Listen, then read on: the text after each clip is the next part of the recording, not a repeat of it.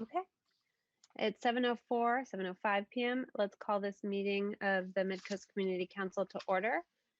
Len, would you call the roll? Sure. Claire Toutant, Here. Dave Olson, Here. Jill Grant, Here. Greg Diegas. Greg, I said here. You couldn't hear me? I didn't hear No, you. we couldn't, Dan Haggerty, but now we can. Here. I'm here, and Michelle.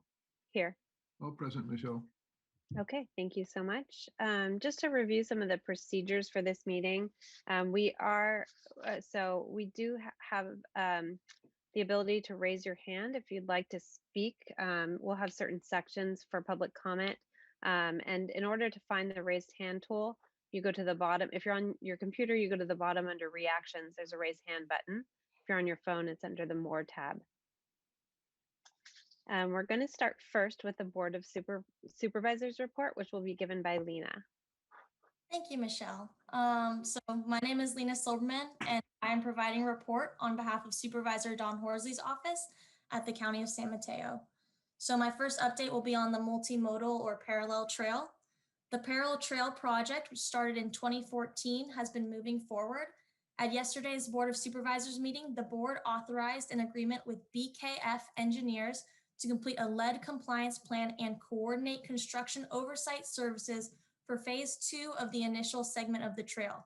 The current target date for beginning construction is this summer. If you have questions about this project, I will include the contact information for my colleague Bray Hunter in the chat. My second update will be on fuel load reduction.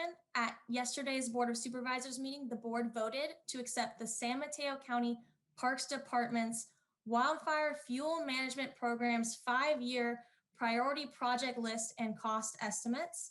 The board also authorized agreements with 4 professional vegetation management and heavy equipment services to conduct various wildfire fuel reduction projects in county parks. The San Mateo County Resource Conservation District is working with the San Mateo County Planning Department to investigate a programmatic approach to eucalyptus removal. The RCD is also discussing expansion of the chipper program. The RCDs of San Mateo County and Santa Cruz County have been collaborating with Coastal Commission staff on how to properly use the Vegetation Treatment Program, VTP, in the coastal zone. They've completed negotiations resulting in a document that provides all of the additional information needed by Commission staff for projects under the VTP. These standards will form the foundation of a first of its kind public works plan to provide programmatic Coastal Act compliance for projects covered under the VTP in our region. I will continue to keep you updated on all of these projects as our office learns more information. My next update will be on the parks. The Board of Supervisors approved San Mateo County Parks Tunitas Creek Beach Improvement Project Preferred Plan yesterday. Supervisor Horsley was instrumental to the purchase of this property in 2019, and I am excited to keep you updated as the project progresses. My last update will be on the grants for small businesses. The application period has opened for grants of up to $10,000 to struggling brick and mortar food and beverage establishments. There is an online portal on the SMC Strong website, which I will include a link to in the chat. And that is all my updates, and I'm happy to take any questions. Thank you, Lena. Does anyone, if anyone does have a question for Lena, please raise your hand in the chat. Dan, go ahead. Yes, thank you, Lena. Was curious if, well, I don't know if you have it yet, but I just wanted to let you know that I'm very interested in the overall plan of, fuel reduction removal in Quarry Park. And, well, I think Quarry Park is the main as far as the parks, so yeah, I'll just leave it at that. We're very interested in the overall plan of action to remove the fuel load in Quarry Park. Great, I'm happy to talk to Mr. Calderon and get back to you on that. Okay, great. Thank you. And yeah, I think that's going to be a topic of interest for a lot of, it is a topic of interest for a lot of people and a topic that we plan to cover at future MCC meetings. It looks like, well, Sid Young briefly had her hand raised. Doesn't look like she does anymore. Anyone else have questions for Lena? I have a question, Michelle. Oh, Jill, go ahead. Hi, Lena. Is there a way that we can see that document that the RCD and the Coastal Commission worked on? That's a great question. I just found out about it today and I haven't seen it, but I'll ask Kellex to see if I can get access to that document. Thank you. Okay, and Sid Young, please go ahead. You're on mute. Wait, okay, there we go. Now I forgot where I put my stupid note. Jesus, this is not good, going well for me tonight. Well, oh, I know. One of the questions had to do with the county tree removal permit thing, because last time they didn't have it finished. And they said they were working on it, but do you know whether planning department or whoever it is that gives out tree removal permits has decided to waive those fees yet for people that want to take down ukes on their property? It's very cost prohibitive. You're absolutely right. It is cost prohibitive. And at this point, we do not have that in place, but that is kind of what the RCD is working and collaborating with the planning department to see if we can do. Okay, so they haven't. Do you have another changed it question, yet. Sid? So I was, what? Yeah, I was trying to, but my internet sounds funny, so I'm wondering when two people talk at once, can hear you sounded fine. different. Okay, good.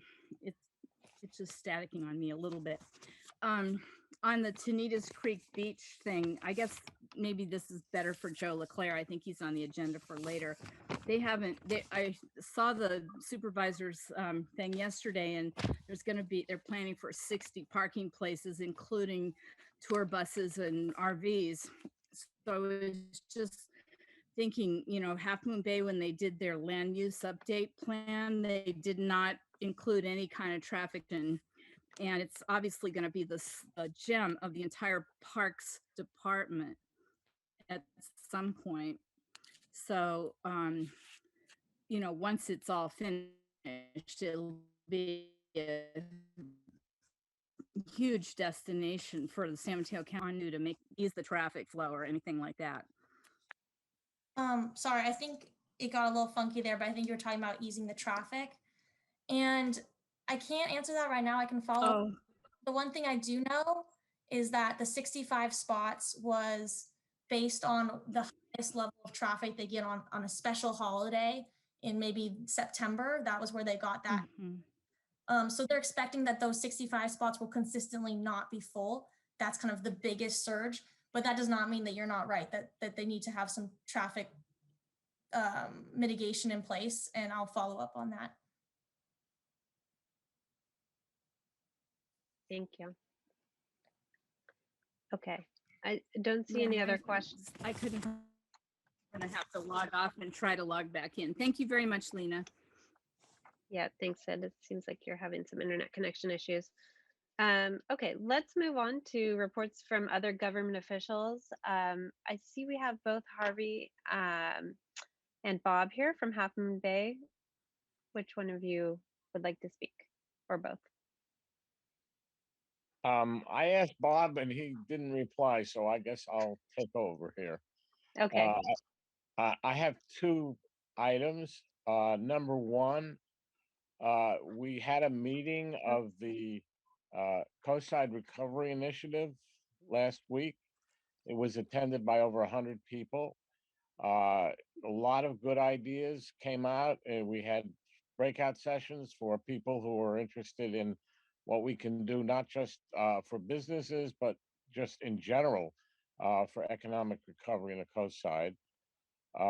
We're going to have a task force formed very shortly to help us. It's not going to just be about the city, but it's going to be about the entire coast side, from Montero, all the way down to Pescadero. So we're excited that we're going to actually get something going about recovery because it's needed. The second item is at the last city council meeting, we voted to approve $200,000 for local nonprofits like Coastside Hope and Alas, who are working to alleviate some of the COVID misery that has occurred. And that money we might even increase it depending on whether or not we get federal and state money. So the city is acutely aware of the need to help our neighbors during the COVID crisis. So we're doing what we can. Those are my two items. I'll be glad to answer any questions anybody has. Thank you, Harvey. Sure. It looks like Dan Haggerty has a question. Go ahead, Dan. Yeah, thank you, Harvey. I was wondering if you could give us any update on the functionality of the new Coastside Inn, the homeless shelter. I drove by not too long ago, and I seemed like it was in the evening. I just happened to glance over, and it looked like there might have been I don't know, 3 or 4 rooms with lights on. If you could you tell us how things are going with that? The only thing I know is what I read in the review, where as of I think last week there were 10 residents who were in the Coastside Inn. There's probably going to be more soon.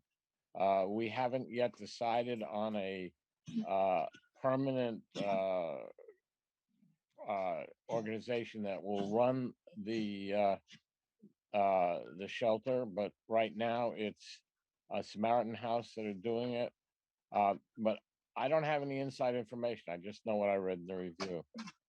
Thank you, Harvey, for everything you're doing. Thank you. Oh, sure. If Dan wants some information, I can give some super quick information too, if that's. Yeah, go ahead, Lena.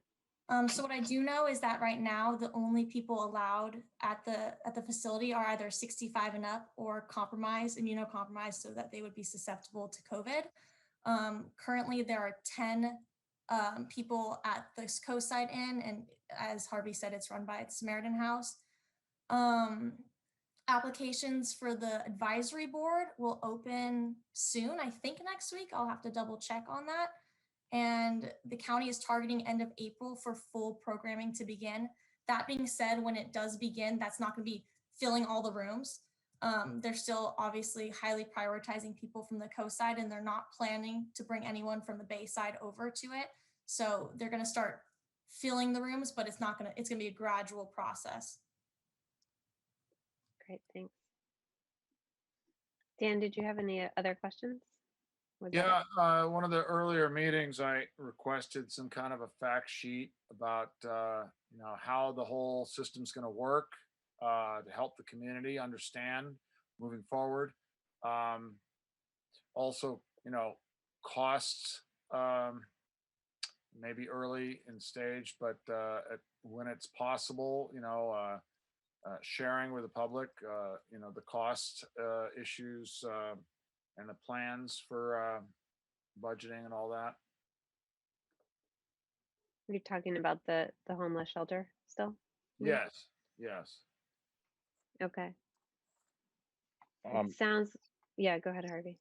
Well, at the last city council meeting, we approved a draft of an MOU between the city and the county about what each's responsibility would be and how in the future we could get reimbursed for the loss of TOT revenue, stuff like that. It's as far as I know, everything is in draft stage.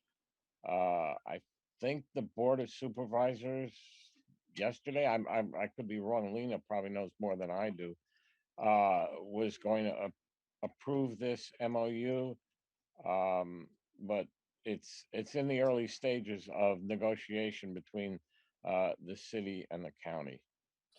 And one other thing about like them, like ask for the fact sheet, things that we know are working, things that, there are challenges with.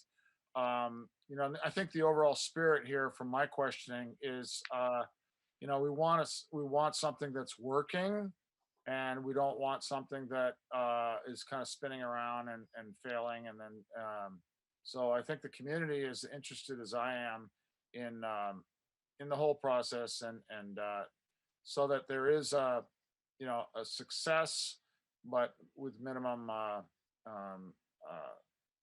impact on the community as relatively possible. I think we're in violent agreement. There's going to be a committee that is going to report quarterly on how things are going. So, as I said, we're in the early stages. There are only 10 residents. There are 52 rooms, so that there are going to be more people there.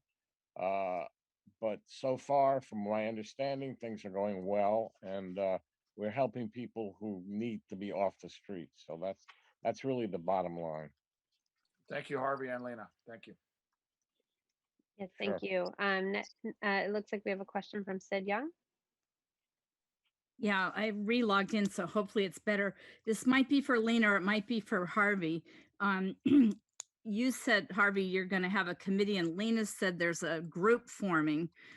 I'm not sure if it was for the same thing about the Coastside Inn, but neither one of you said who to apply to if you wanted to be on that so-called committee. Is it just for Half Moon Bay people, or is it not about the homeless hotel, or what? It is about the homeless shelter, and I think information is on our website. Okay. So not through the county, it's through Half Moon Bay. That's one of the questions. And secondly, there's been some kind of derelict looking cars in the parking lot. Are they starting to let people, vehicle dwellers, park in the parking lot now of Coastside Inn? I think that there was a discussion on safe parking, and I'm 98% sure that that was vetoed, just because it wasn't a facility for it. So don't take this as gospel, but I don't believe that they're doing That's so. okay. I was just curious. And Harvey, I listened to almost the entire Board of Supervisors meeting, and I didn't hear them, and it wasn't on the agenda for the MOU. So that's probably still yet to come. Does anybody know the cause of the fire on Kelly yet? Andriotti's? Their barn burned down. Oh yeah, Okay. we know the barn burnt down. I'm just saying, did they discover what the cause was yet? I'm not sure. Okay, that's all I wanted to ask. Yeah, Thanks, that Sid. was it. Sure. Okay. Any other questions for Harvey? Okay. Next, we have Catherine Slater Carter speaking on behalf of the Montero Water and Sanitary District. Go ahead, Catherine. Hello, and I am also on the SAM board.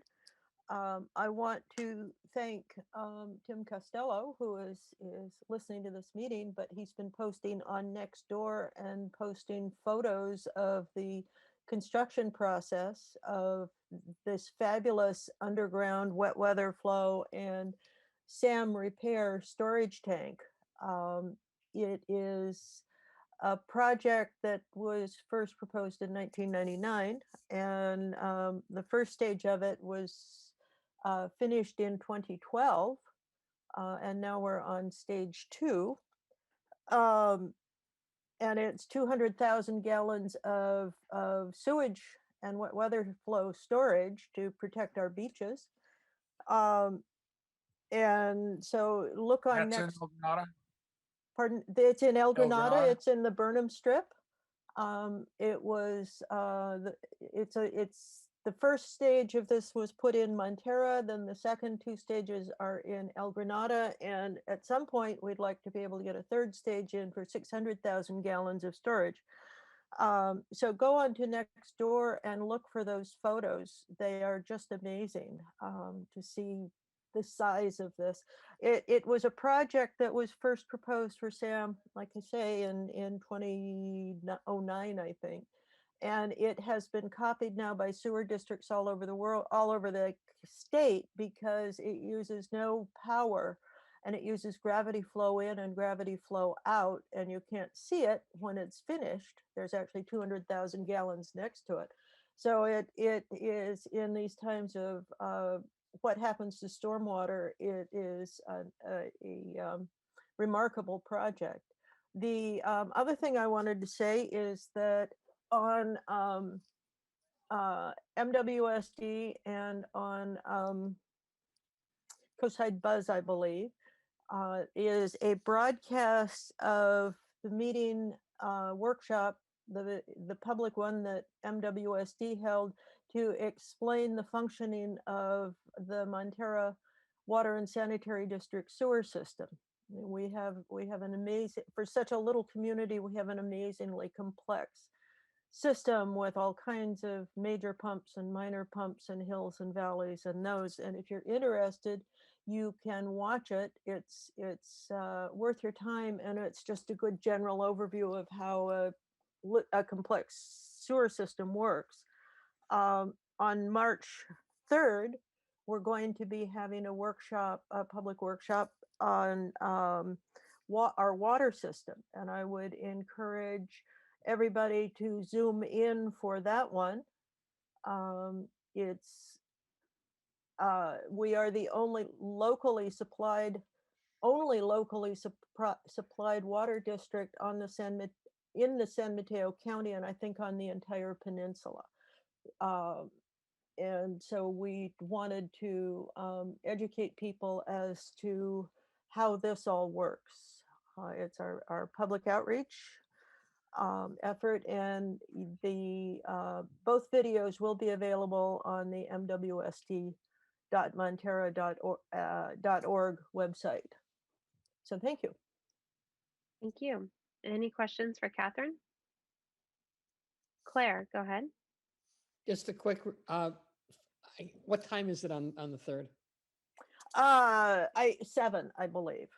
I Okay, can thank- get back to you. We're going Okay. to have posters up and all kinds of things, but I believe it's 7. I'll double check, but thank you.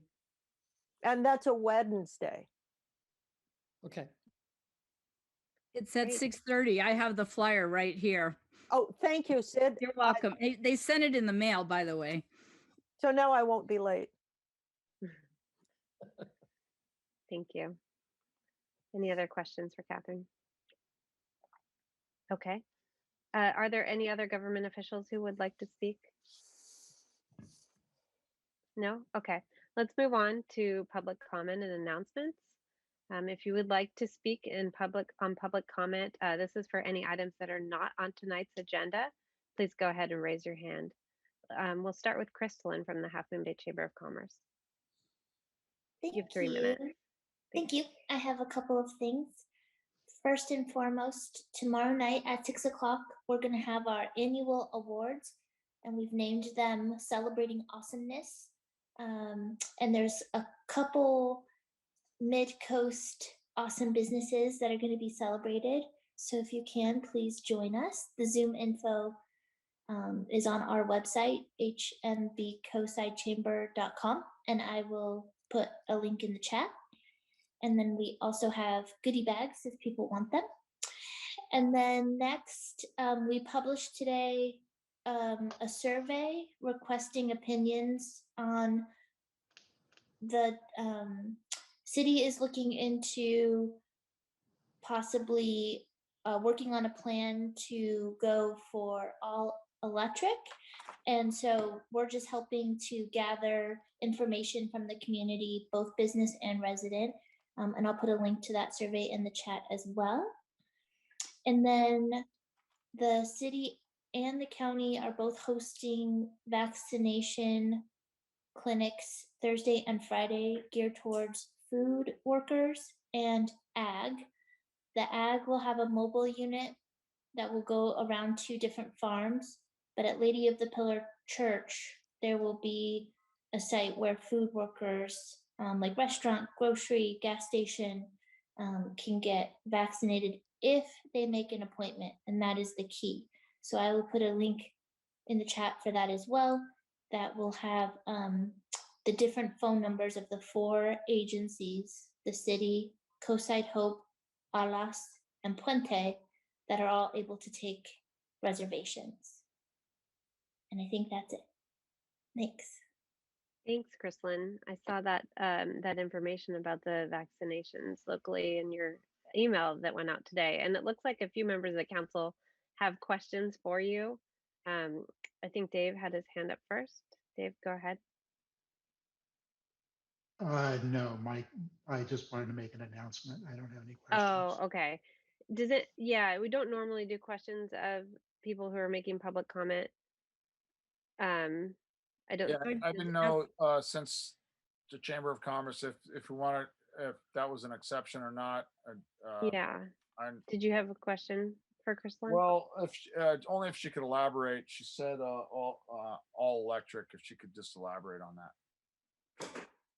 Yes, so the city is just looking into the possible idea of weaning off of natural gas. And so they are requesting from the chamber and other local agencies to kind of gather feedback about what the impacts on the different community sectors will be. So how does that affect your house? Is your water heater? Do you have gas fireplaces and things like that? And then for businesses, you know, the restaurants, what would it look like if they tried to convert to electric and so on? So we have a survey that I'll put a link to kind of start gathering initial feedback on that. If I could chime in, Chris. Yeah, please go ahead. Thanks. There's been a lot of misinformation about what the city council has just begun to study. There's 2 different initiatives. One has to do with new construction, where we're just beginning to talk about an ordinance that would require new construction to be all electric. That's the main thing that has been talked about. The other issue is with existing construction and how would we deal with that to reduce greenhouse gases. That's far off in the future. We're not going to instantly require people to throw out their gas stoves and gas fireplaces, contrary to what some of the stuff you read about on Nextdoor. And also, contrary to what you've read about on Nextdoor, we don't do things in closed session that don't belong in that belong in open session. Everything the council has done, we just had one meeting, has been open and transparent. We would love to hear the results of the survey.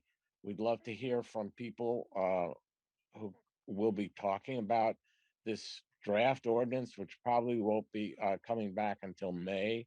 We're going to have at least a couple of public meetings to talk about this, what's called reach codes, because they reach beyond the California building codes. So I just wanted to correct some of the misinformation where people are beginning to panic that it's going to cost them a lot of money to deal with getting rid of gas appliances. There's no imminent need to worry. We're interested in reducing greenhouse gases for obvious reasons, but we want to do it responsibly, and we want to listen to the community and their concerns. Thank you, Harvey. That's great to know. Okay, next, Catherine Slater Carter. Or sorry, Chrislyn, were you finished? You were right. I think. Yes, and thank you, Harvey, for the follow-up. That's awesome. Yeah. Greg is waving like he has a question for Chrislyn. Well, I don't know if she can answer it, but we have public health workers, essential workers in our water and sewer districts who have not been vaccinated yet. And I received an inquiry from we have general manager. Why don't we ask Louise Rogers that question during this? Okay, I was wondering if Chrislyn's vaccination program would handle that. It's not her program. I think she's just reporting on it. Okay, let's move on. Catherine Slater Carter would like to speak as a citizen in public comment. So please go ahead. You have 3 minutes. Thank you. I've been talking with Greg Diegas about sewer and water issues, always a favorite. And he had watched, I believe, the SAM board meeting on Monday night, and we were voting on some fairly critical capital improvement projects. One of which is some of which are on the north end of the SAM system, and some of which are at the SAM plant itself. And when the vote came, thankfully it was passed unanimously, but Half Moon Bay made it a point to give a list of projects in which they said they were going to vote yes, but their payment was going to be in protest of the projects.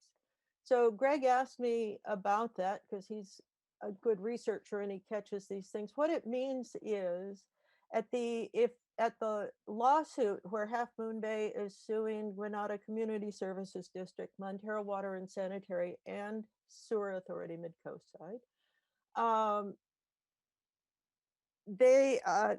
the end of this, if it is decided in Half Moon Bay's favor, then probably Granada and Montero will owe Half Moon Bay somewhere above $6 million for the critical work that has been done on the SAM system, but which they have paid for in protest. It's a right that they have under the California legal system. And so it's just a piece of information that can have critical bearing on everybody's sewer costs on the coast side, depending on how this lawsuit settles out. But I thought, since Greg was interested in it and has been asking questions of people, I thought I would make this public. And I'd be happy to provide a list for the council and just come back and talk about the capital improvement programs at Sewer Authority Midcoast side, because it serves the entire coast side, so that folks are aware of how much work has been done on this sewer system, and frankly how much is left to do. There was one report that said there is $65 million worth of work that has to be done on the system in the next 10 to 20 years. So it is of major financial impact to everyone on the coast. Okay, thank you so much. That's 3 minutes, so you ended right on time. Next, let's go to Dave. Yeah, two announcements. One is that the Cypress Point Affordable Housing Development LCP will be heard at the next Coastal Commission meeting on March 12th. That's a Friday. You can watch it live if you want, and if you want to make comments, see the Coastal Commission website on how to make comments. The other is there is a conference put together by Coastal Quest on implementing and scaling resilient solutions in coastal California. It's a 2-day online conference hosted by UC Irvine. It has quite a few sessions, which I think people on the coast would find useful. And I'm gonna paste the URL for that into the chat in a second. That's it. Oh, and Jill, could you turn on your video, please? Thanks, Dave. Let's next go to Sid Young. You have 3 minutes, Sid. I don't think I'm going to need 3 minutes, but I just wanted to mention to Harvey, because he didn't, I guess we couldn't comment back to him, but I'm I'm glad he clarified that thing on the electric, going all electric, but it might be hubris at this point. Look at what happened to Texas this past week. So maybe let people just keep what they want, not force people to go all electric. But then, we're not Texas. The reason I'm going to bring this up again is last time I brought it up and I thought I put my contact information in the chat box, but when at the end of the meeting, I saw that it wasn't there. So I brought it up before, and Greg Diegas and I are planning to be like a ad hoc parks, our community center group, to find out if there's any other interest. And please look in the chat. I'll put my name in there. But basically, the county has been collecting Midcoast mitigation fee for parks and recs since 2003. And I caught wind of the fact they've been spending it not on a community center, which have been promising us for a really long time, but they diverted the money into the budget of something else. So that means we're never going to have a community center unless we start planning our own. And there's plenty of things that in the needs assessment study done in 2002 that I'm sure we still don't have. And we could talk about it, but anyone who thinks they, like a senior that would like a senior center or a place that's a, place for kids to go and do activities, maybe a swimming pool, or who knows. It's not up to me what goes into a community center, but it's a good idea to get the community involved and find out what we can do with the remaining money that's in the trust fund. So I'm going to put my name in the chat and my contact information, but if you would like to just call me, my number is 650-728-9271. And once we get a few people, we'll have like a virtual meeting, me and Greg and whoever. Thank you. Great, thanks, Sid. Sure. Okay. I think we have 2 hands raised, but those people have already spoken. So please lower your hands once you're finished speaking. That should be the end of public comment. I don't see any new hands raised, so I'm going to close public comment and move on to the consent agenda. So the consent agenda tonight has the minutes for the last 4 meetings, including the annual retreat. Do you have a motion to approve the consent agenda? I want to pull items from the consent agenda. Okay. Which I item? want to pull A, C, and D, leaving only the retreat. Okay. So I looked this up, and anyone who wants to pull an item from the consent agenda can do so, and we do not need to vote on the removal of those items. So the only remaining item on the consent agenda is item B. I'd like to pull that one as well, just so we can look at all of them. Okay. Okay, so all 4 items have been pulled from the consent agenda, and we will talk about those at the end of the regular agenda. Okay, moving on to the regular agenda then. The first speaker that we have tonight is Captain Saul Lopez. I asked him to come and speak tonight because there's been a lot of questions from members of the community about, that we haven't had a report on from the sheriff on the Midcoast for a long time. There has seemingly been an increase or maybe just a change in the crime on the coast in the last year or so since COVID and having more visitors. So I asked Sheriff Lopez to come and speak, or Captain Lopez to come and speak tonight. He doesn't have a presentation, but he's going to talk for a few minutes, and then we'll have the opportunity to ask him any questions. Thank you, Captain Michelle, Lopez? and Yes, thank you, for being Michelle, here. and members of the Midcoast Council and residents of the Midcoast. I'm happy to be here, and as Michelle said, COVID has been challenging for us as a sheriff's office. We have continued to provide service throughout the coast.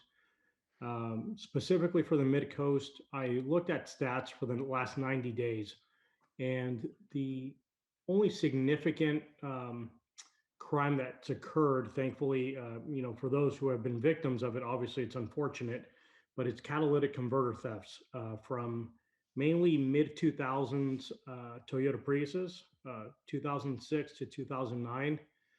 And this is a regional problem. And speaking of the 9 Bay Area counties, and then I found an article on the Wall Street Journal who spoke about an issue nationwide due to the fact that there's a limited amount of precious metals in these catalytic converters.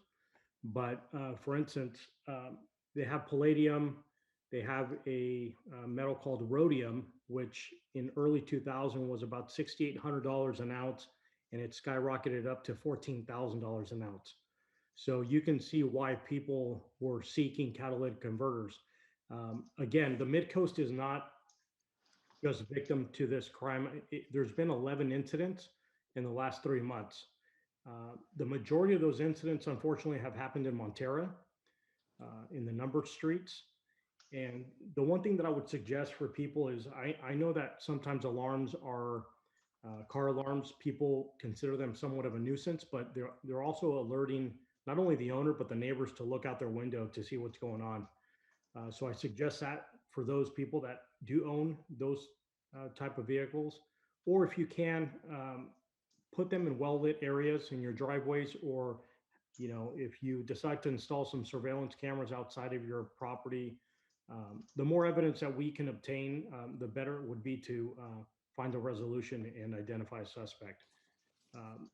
I looked at the vehicle burglaries in the Midcoast, and obviously that's everything from north of Half Moon Bay to Montera.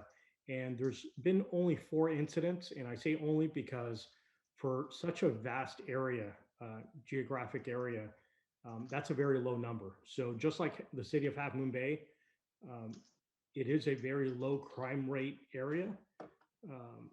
So there really isn't a lot of property crime to say, even though we get thousands of visitors, as everybody knows, every weekend. One of our biggest frustrations, as all of you know, is the traffic mitigation issues that we face on Highway 1 and a lot of the bypass streets in El Granada. So we're constantly, bringing extra units to do traffic enforcement. We're working with the California Highway Patrol constantly, not only on the North Coast, but on the South Coast as well, because this is an issue that happens in Pescadero, and quite an issue with the PMAC board that I attend as well. So those are some of the main things that I've identified for Midcoast. Again, thankfully, very low crime area, based on all the activity, the vehicle traffic we get. So with that, I'll open it up to questions. If you have any for me, I'm happy to answer any questions you may have. Great, thank you so much. Yes, first let's go to members of the council for questions. Dan, go ahead. Yeah, thank you, Captain, for all your great work here on the coast side. We really appreciate it. I'm happy to hear that you are totally aware. You've mentioned about the bypass situation. In El Granada, it's Avenue Alhambra. Yeah, I have noticed, a lot of speeding and maybe kind of rolling through stops. It's certainly all that extra traffic through our neighborhood, our community is a concern.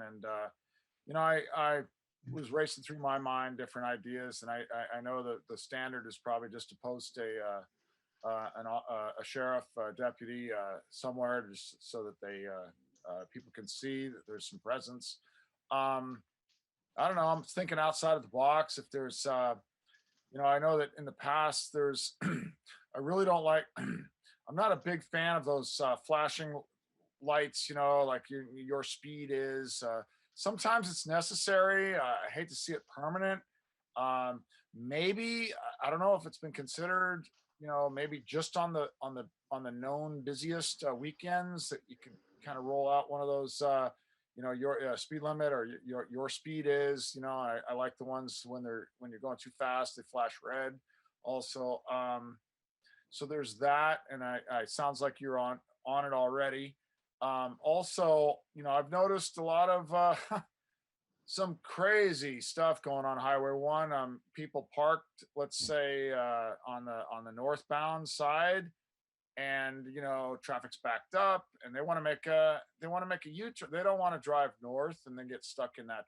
So they want to make a complete U-turn from their parking space, going southbound on Highway 1. I've seen U-turns up in the curvy section up by Graywell Cove, and I'm certain that you're aware of all of this, but I thought maybe you could give us a little insight on that, and then also how maybe you can add if there's anything that we can do as community members to help the sheriff's department. I know that's always a sticky thing, but maybe tell us what you can you can here. No, I appreciate the comment, and thank you again. Yeah, I do share those concerns, because when I drive down Highway 1, I witness those same violations. And that comes to the crux of the issue. So our deputies have to witness firsthand the violation in order to make that traffic stop and then make the enforcement and write the citation. As I mentioned in city council meetings with Half Moon Bay, there's many times that 92 and 1 get completely clogged, and they begin blocking intersections within the city limits, and that happens throughout the coast. So we focus on those type of traffic impediments to hopefully change that behavior. But unfortunately, most of the people that are cited are tourists. So it's not so much the locals that are doing that, because there's a greater sense of respecting the community. And those folks that do get citations, they're going to go back to their home communities and probably not return for a while because of the citation or whatever the experience was. But again, I would say that, we do focus on the major intersections. I know, right by the harbor, that's always an issue there. And by Surfers Beach, I'm sure some of the members of the council or community members have seen us out there citing people for parking in the red zone. And, we bring extra community service officers, especially when it starts warming up, when it's April through September. We bring in extra staff to not only monitor the coastal trail through Surfers Beach, but also motorcycle patrols as well. So you will see some changes in enforcement. And again, our partnership with the Highway Patrol is fantastic. We have a great relationship. I know they do bring in extra units on the weekends because of the influx of tourists that come in. So we're trying our best. The unfortunate aspect of the coast is that they're 1-lane roads, for 30, 40 miles, and there's only some pockets that have 2 lanes that relieve some of that traffic. So we're very aware of the issues along Highway 1 and how it impacts the surrounding neighborhoods. Thank you, Captain. Thank you. Yes. Any other members of the council have questions? I actually have a question for you, Captain Lopez. I heard you mention when speaking about the catalytic converter thefts, that something would, if people had surveillance cameras, that would help. I'm just wondering, do you guys have access to people's Ring camera data, or is it something that if someone provides you are able to use to help track down the criminals?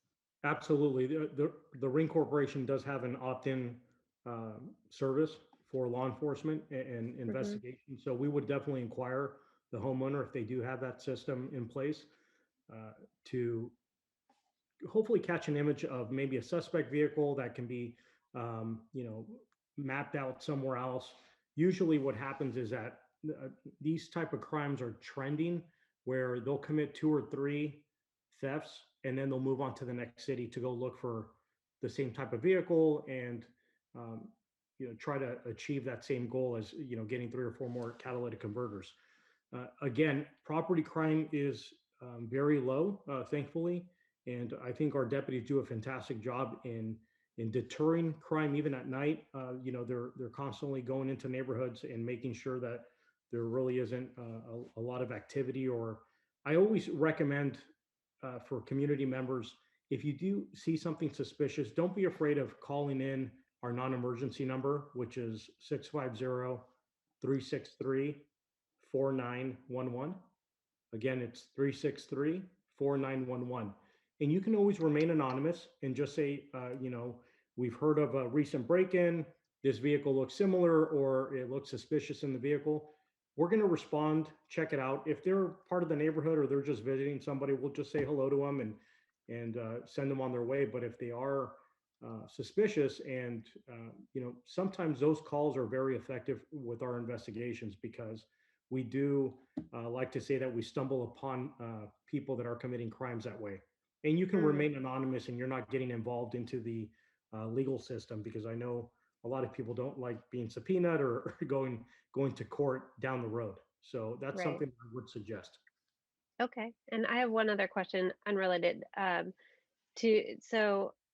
I'm not even sure if this is the sheriff or this is Pacifica PD, but lately I've been noticing a lot of, every time I go through the tunnel, basically sheriffs parked on both sides of the tunnel. And I used to think that, the coverage wasn't enough to really patrol that area, but it just seems like there are a lot of cars, sheriff cars there very regularly. Is that your organization, or is that Pacifica?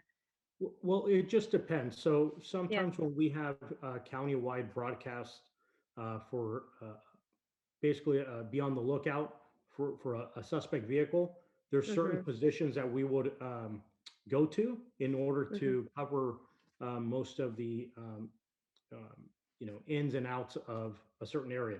Luckily for us on the coast, we have 3 or 4 major points of entry into our urban areas, which is the tunnels, 92 and 35, and then 84 and 1. So we can cover pretty much the entire coast side, especially when it comes to amber alerts or a silver alert, or there's someone that is missing and we're looking for them and they may have left in a car. That is why you may see people in certain positions certain times. And then again, it may be the highway patrol, because they sometimes do provide security for those tunnels, specifically for construction projects. And I know there's been some construction by Caltrans in that area as well. So they're obligated to be in those locations. Got it. Thank you. Not a problem. Okay.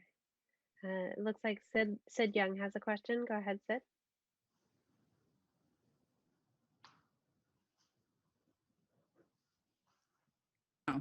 There. Okay. Sorry about that. I actually have 4 questions, so I'll try to be fast.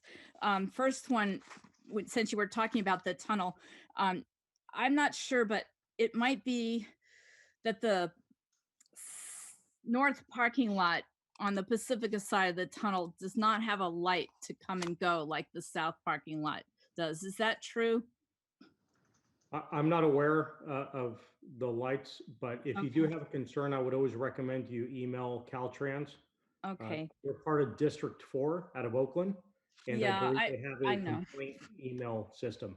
I just wondered, because one time I was leaving the tunnel going northbound, and all of a sudden somebody either made a U-turn or pulled right out of that parking lot right in front of me. And it was, if I hadn't been a good driver and jammed on my brakes, it would have been a smash up.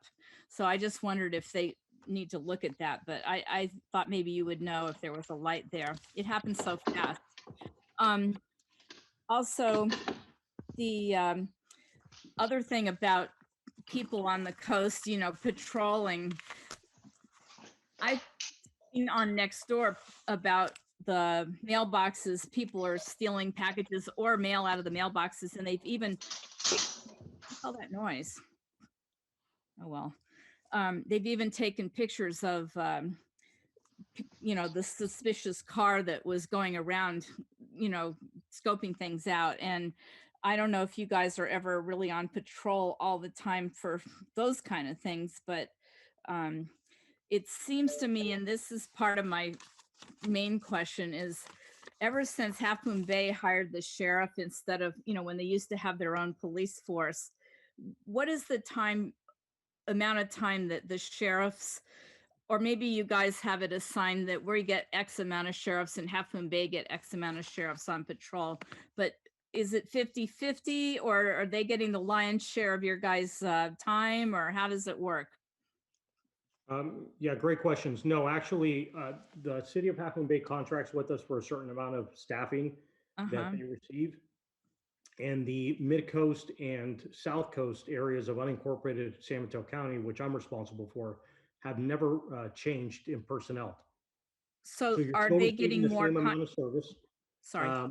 Yeah, so the deputies from Half Moon Bay, unless it's a critical incident where they need to assist the other deputies in the Mid-Coast, they will go there and respond as much as deputies from the Mid-Coast and South Coast will respond to Half Moon Bay to help each other out for officer safety reasons.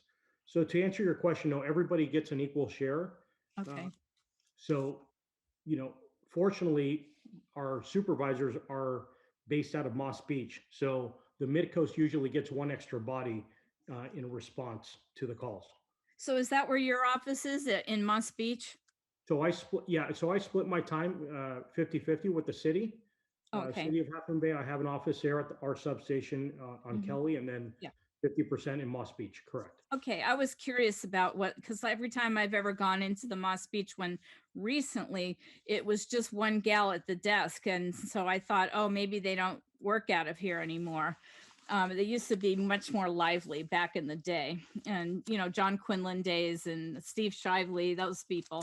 But so I guess that was the main thing, is I was concerned that maybe the reason there's been a little uptick in theft is, because maybe Half Moon Bay was taking more of the service because they probably have more population and a bigger area to cover. But that I wanted to ask you that. And then the last one, this is kind of, I don't want to put you on the spot personally, but it came up yesterday at the Board of Supervisors meeting because they were celebrating Black History Month, and there was that recent thing down in LA about the guy that was jaywalking and then ended up getting killed by somebody, police officer.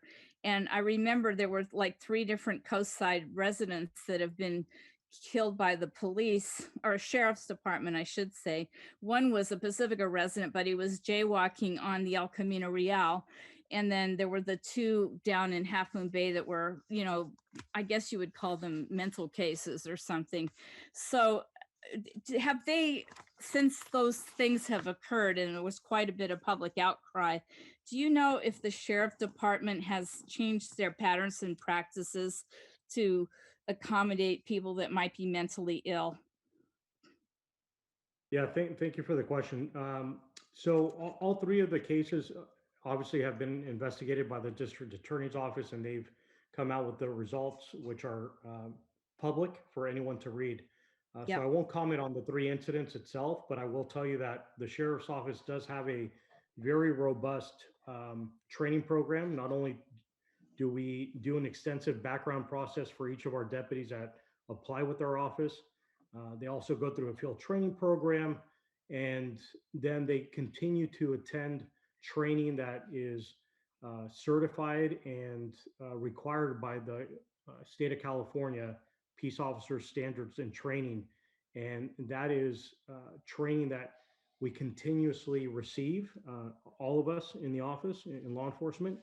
And the sheriff's office has been actually a leader, not only in the county, but in the Bay Area, and I would say California, in crisis intervention training, where close to 100% of our staff who's on patrol has received crisis intervention training, and we're currently rolling out enhanced crisis intervention training as well.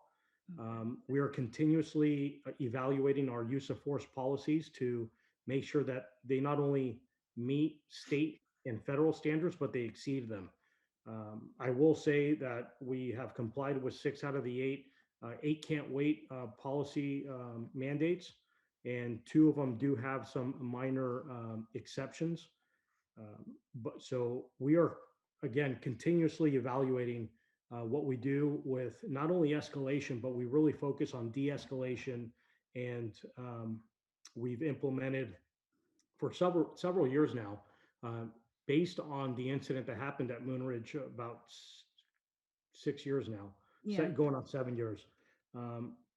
The psychiatric emergency response team, and that unit is made up of 2 detectives that focus on mental health crisis incidents that patrol deputies deal with.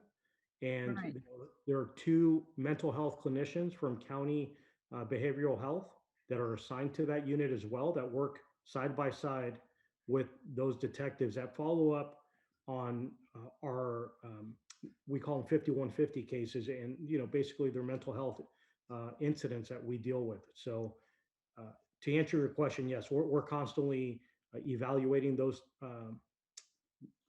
procedures and those protocols to make sure that we do not have a use of force incident that would escalate to either an officer involved shooting or another use of force that would cause injury. So Did you happen to watch that one video of the Then this is well over Chinedu your Okobi time. who, I'm sorry?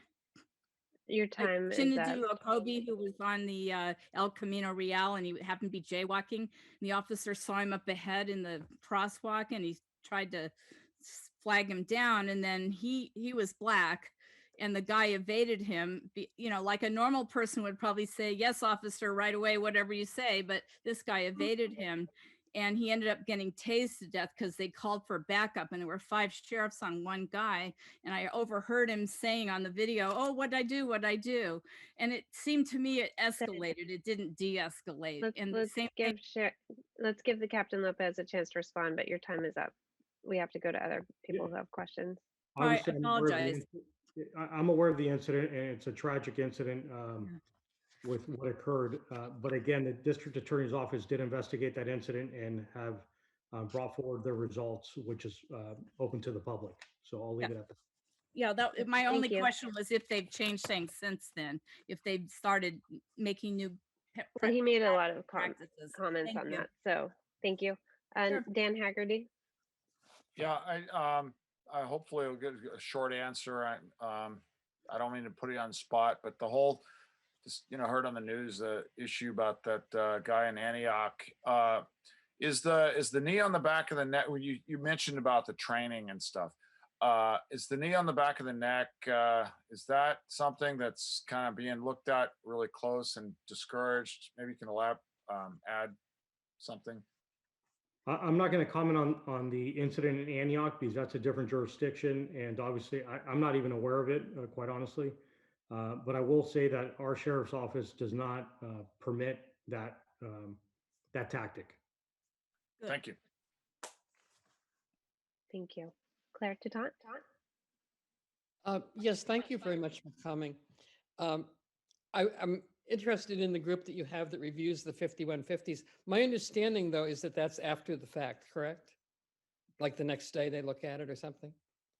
That is partially true, or sometimes when they're available during the deputy shift, they'll reach out to those deputies or the detectives.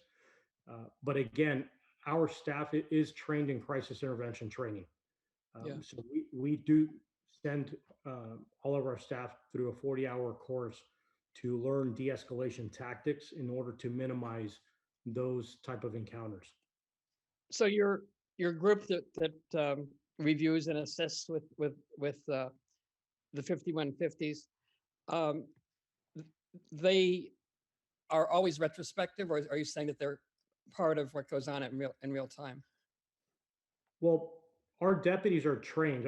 Everyday deputies that are in the field are expected to hopefully be able to de-escalate any situation. But again, there are split-second decisions that are made, and depending on the circumstances, they have to go by our policies, not only by our office policies, but by state law and federal law. So there's a lot of factors that come into play when they encounter people that have either a mental health crisis or any other type of crisis that they're dealing with. Okay. The trend currently is to move toward incorporating more mental health professionals in crisis situations in real time. I have concerns that there are pros and cons to doing that, but it doesn't sound like that's something that's starting to happen in this community. Is that correct? No, that actually, we've been the leaders in the county. So the county board supervisors adopted our PERT program and placed behavioral health specialists in 4 other cities. And this was just passed about a month ago by the board of supervisors. So we are actually leading that effort in the county with our PERT program. So we are proactively identifying families that do need help and connecting them with the right resources so law enforcement does not get involved with future incidents. Okay, so, but that's different. I'm not going to take a lot of time. Thank you. Okay, thank you. Thanks, Claire. Does anyone else on the council want to speak or have any additional questions? Public comment is now closed as I don't see any additional public questions, but anyone else on the council have anything to add? Doesn't look like it. Okay. Thank you so much, Captain Lopez, for coming and speaking with us. I hope this can be a more regular thing since it's been a couple years since we've had anyone from your office at our meeting. So I really appreciate you taking the time tonight. I appreciate it. Thank you and have a great evening. I appreciate Thank you, Captain Lopez. Thank you. Thank you. Thanks for answering our questions. Yes, Not a thank you. problem. Okay, next on the agenda is the COVID-19 vaccine. And for this, we have Louise Rogers, who's the chief of the San Mateo County Health System. And I think that she's on the line. I don't see her name there. Can you hear me? Oh, there you are. Okay, great. Yes.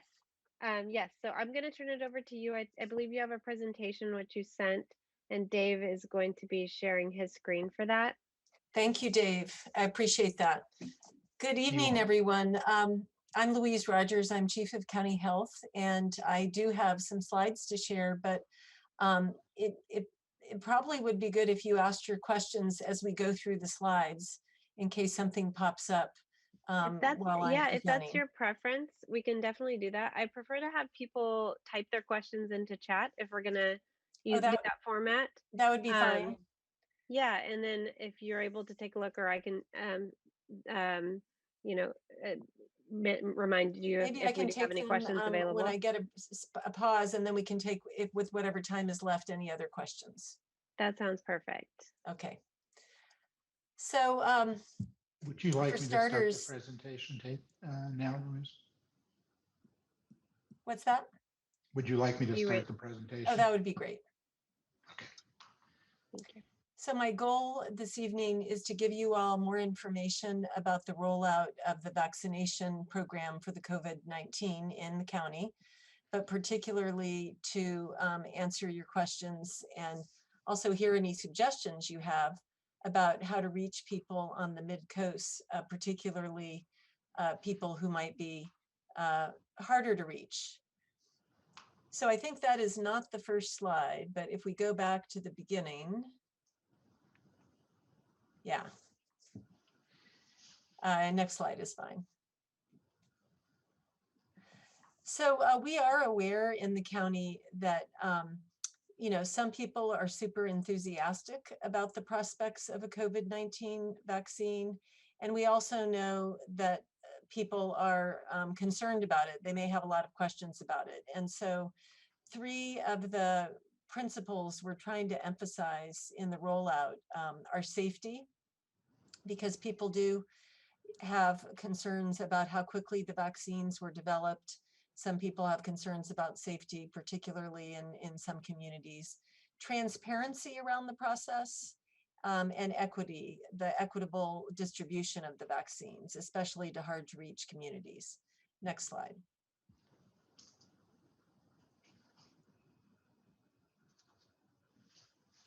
And so the framework that we're using to guide the distribution in the county includes these 7 different principles. And we have engaged about 100 people in an ongoing stakeholder process that includes people from throughout the county to try to develop the communications and keep input going into this process as we roll it out over certainly the next 6 months, but likely longer. Next slide.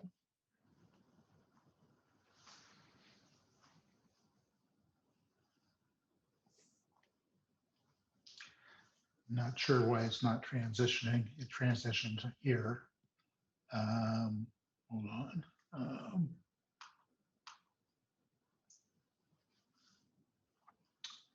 Technical difficulties. Zoom is telling me something about not at the front. Hold on. Just keep talking. I'll get Okay. this fixed. Yeah, if you want, I have the deck so I can share it. But oh, there it goes. So one of the areas that people have been interested in is, really who is doing what in this process of the rollout of the vaccine. And so the first thing to note is that eventually everyone in the county who's eligible, and right now we're focused because of the way the vaccines have been tested on adults in San Mateo County, not on children.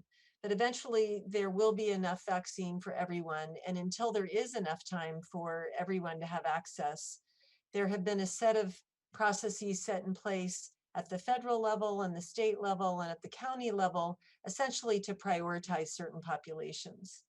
And so the federal government has approved the vaccines through the scientific process of the Food and Drug Administration. You may have heard most recently, they're evaluating a new vaccine, the Johnson & Johnson. And then they have also, with the Centers for Disease Control, an advisory committee, they've identified the populations to prioritize in the early phases. And they also, the federal government has directly assigned vaccines to the Veterans Administration and also to certain pharmacies that have been responsible for vaccinating people in congregate care facilities, long-term care facilities. And very recently, they expanded their pharmacy partnerships to include community pharmacies for people living in the community, not just these long-term care facilities. So the federal government then takes all of this guidance and they hand it off to the states. And so the state of California is really setting the rules for the state of California to roll out the vaccines, including deciding what the priority populations are.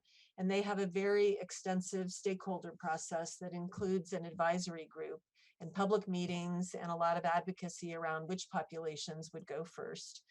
And then they hand off the rules to the county and to other counties. And so our role is to coordinate at the local level, and we assign vaccine quantities to the providers that are the smaller providers, not the large healthcare systems like Kaiser, Sutter, PAMF, Dignity, and Seton. Those large healthcare systems receive their assignment of vaccine directly from the state. But we assign it to everyone else, and we also use the vaccine for public clinics that we run that you may have heard about. And I'll say a little bit more about that in a minute. Next slide. So right now there are these pretty significant supply constraints. And I think that we've done a good job so far in San Mateo County, and I'll show you some of the data in a minute of getting the vaccine out at this point focused on older adults. But there have been significant supply constraints, including for some of the really big healthcare systems. So Kaiser is really the largest healthcare system on the peninsula, followed closely by Sutter. And neither of them have had enough vaccine at this time to actually fully vaccinate all of the older adults that are eligible. People have been waiting and they've been unsuccessful to get appointments. And so one of the things that we've been advocating for is that there be more vaccine coming into the county, especially to these large providers. And because there have been constrained supplies, there are many, many people who are advocating that their group should go to the front of the line, particularly high-risk workers that are working in settings where they've been exposed. But it's very challenging. We're following the state guidance. We're not veering from that, actually, despite all of the advocacy. Next slide.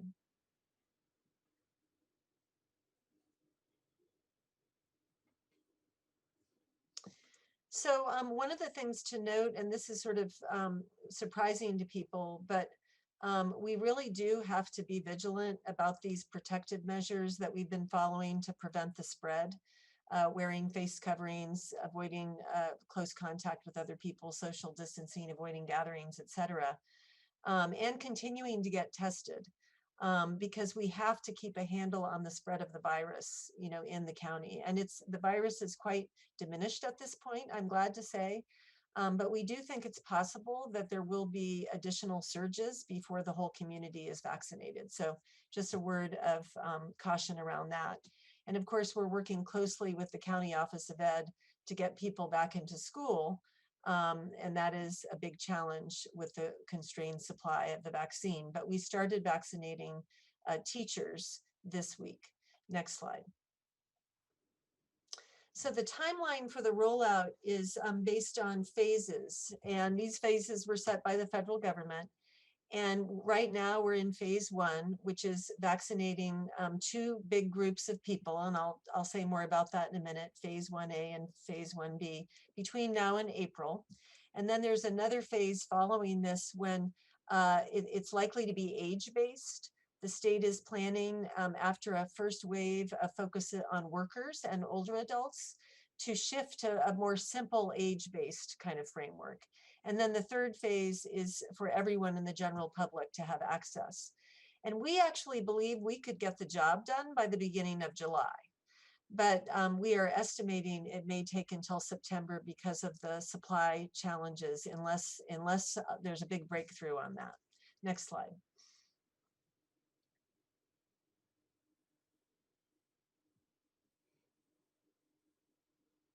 So right now in San Mateo County and in most of the Bay Area counties, all of these groups of people are eligible to be vaccinated. Healthcare workers, the long-term care facility residents, older adults. And then just Monday, we expanded the population to workers in education. And that isn't just teachers, but everyone who works in person in education. Childcare, emergency services, and food and agricultural workers. And these are pretty large groups of people, all told, well over 100,000, closer to 200,000 workers in the county. And the group of eligible adults overall in the county is just under 600,000. Next slide.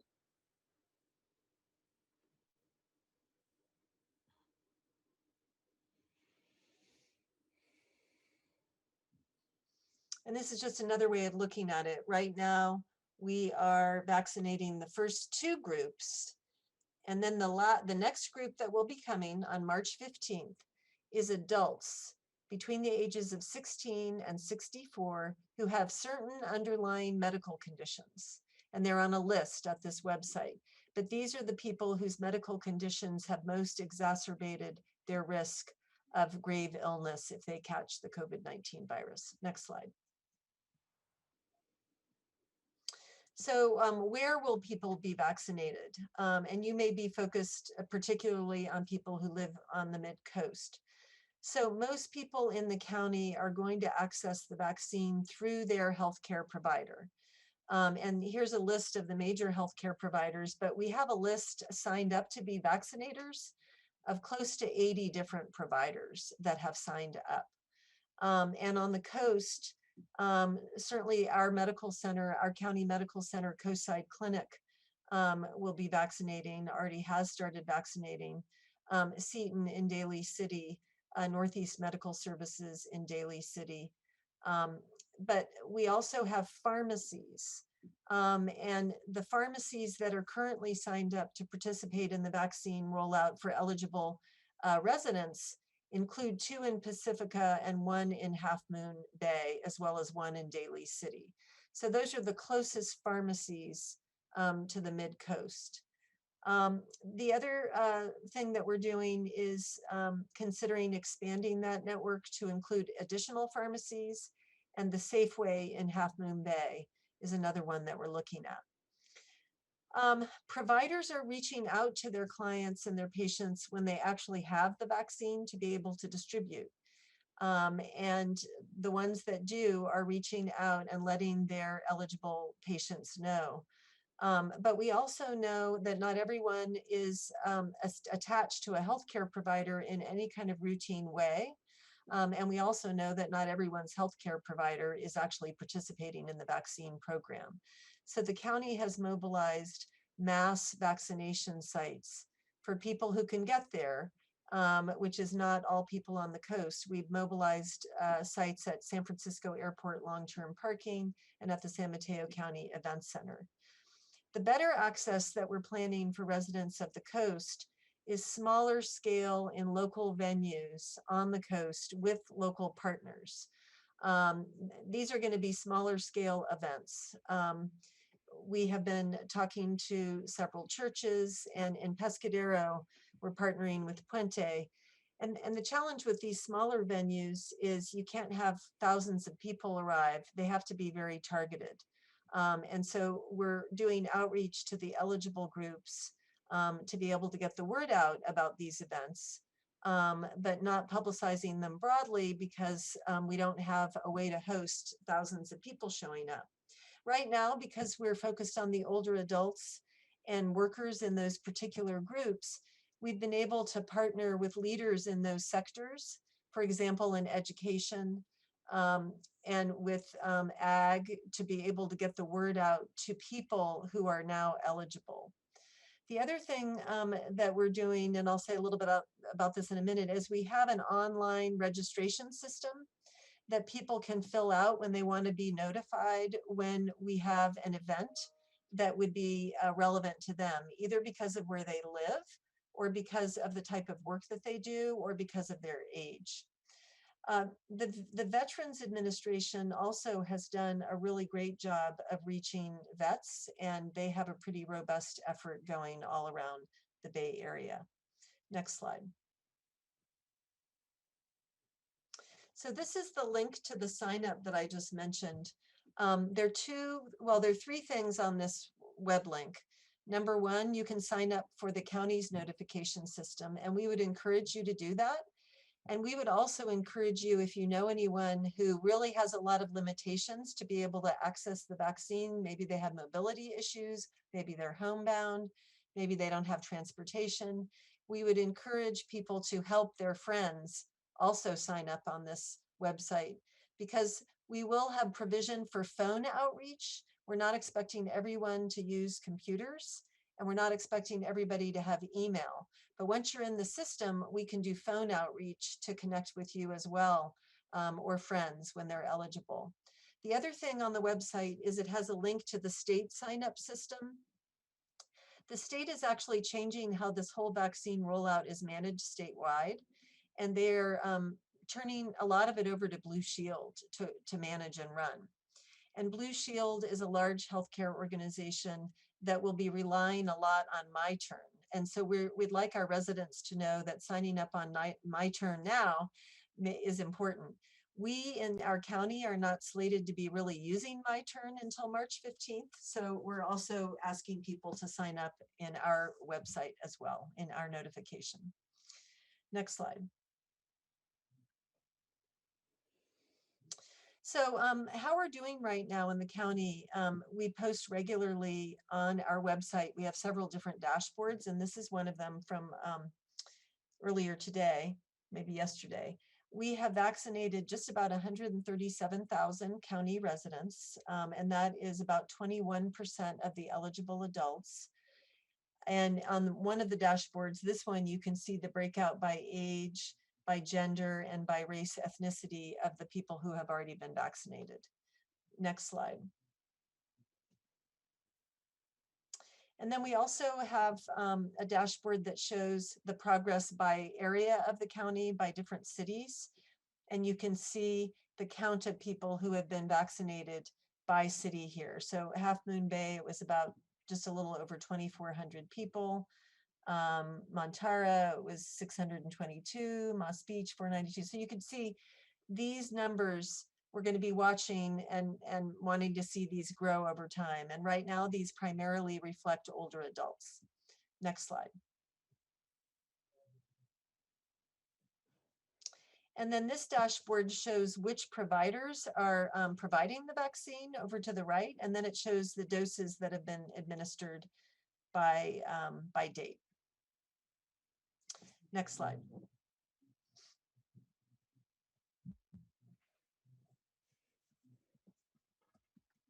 So let's look at the chat and see what questions you all already have had. Yes, it looks like we just have a couple questions from Carlisle and Young. And then I have another question. Let's go with those first. Where will the county run public vaccination clinics for the unincorporated areas be? It's interesting that you mentioned Seton Coastside, since they have a direct supply of vaccine. We have been thinking that could be very convenient. You know, we know they also have some challenges, so we're not sure if that would work out, but we are considering it. We are also looking at just smaller nonprofit organizations who are willing to make space available outside, for example, in their parking lot. And we have hired a clinical partner. They're called HR Support, and they have the ability to be mobile and to go places in partnership with local nonprofits to be able to provide the vaccine locally. And so we think this is going to be one very helpful way to get into communities that won't have large mass sites that can have, you know, thousands of people a day. We are out of the purple tier. I'm glad to say that just happened yesterday. And as I mentioned, we're still feeling concerned about the spread of the virus and potentially the variants. So we want to get the vaccines out as quickly as possible, and we're urging everyone to continue to be, you know, observe these protective behaviors. But it is a big relief to be out of the purple. Thank you. Water and sewer agencies. So right now, water and sewer agency staff are not eligible. The state has them, well, the state may change their whole plan because they have indicated that after this next wave of workers that we're doing, the child care and education and law enforcement, all of that, they're thinking of just shifting to age. So then the answer to your question might be, well, it depends on how old you are. But if they keep going with worker groups, they are in a group that would become eligible, you know, in a month or so, not in the next week or so.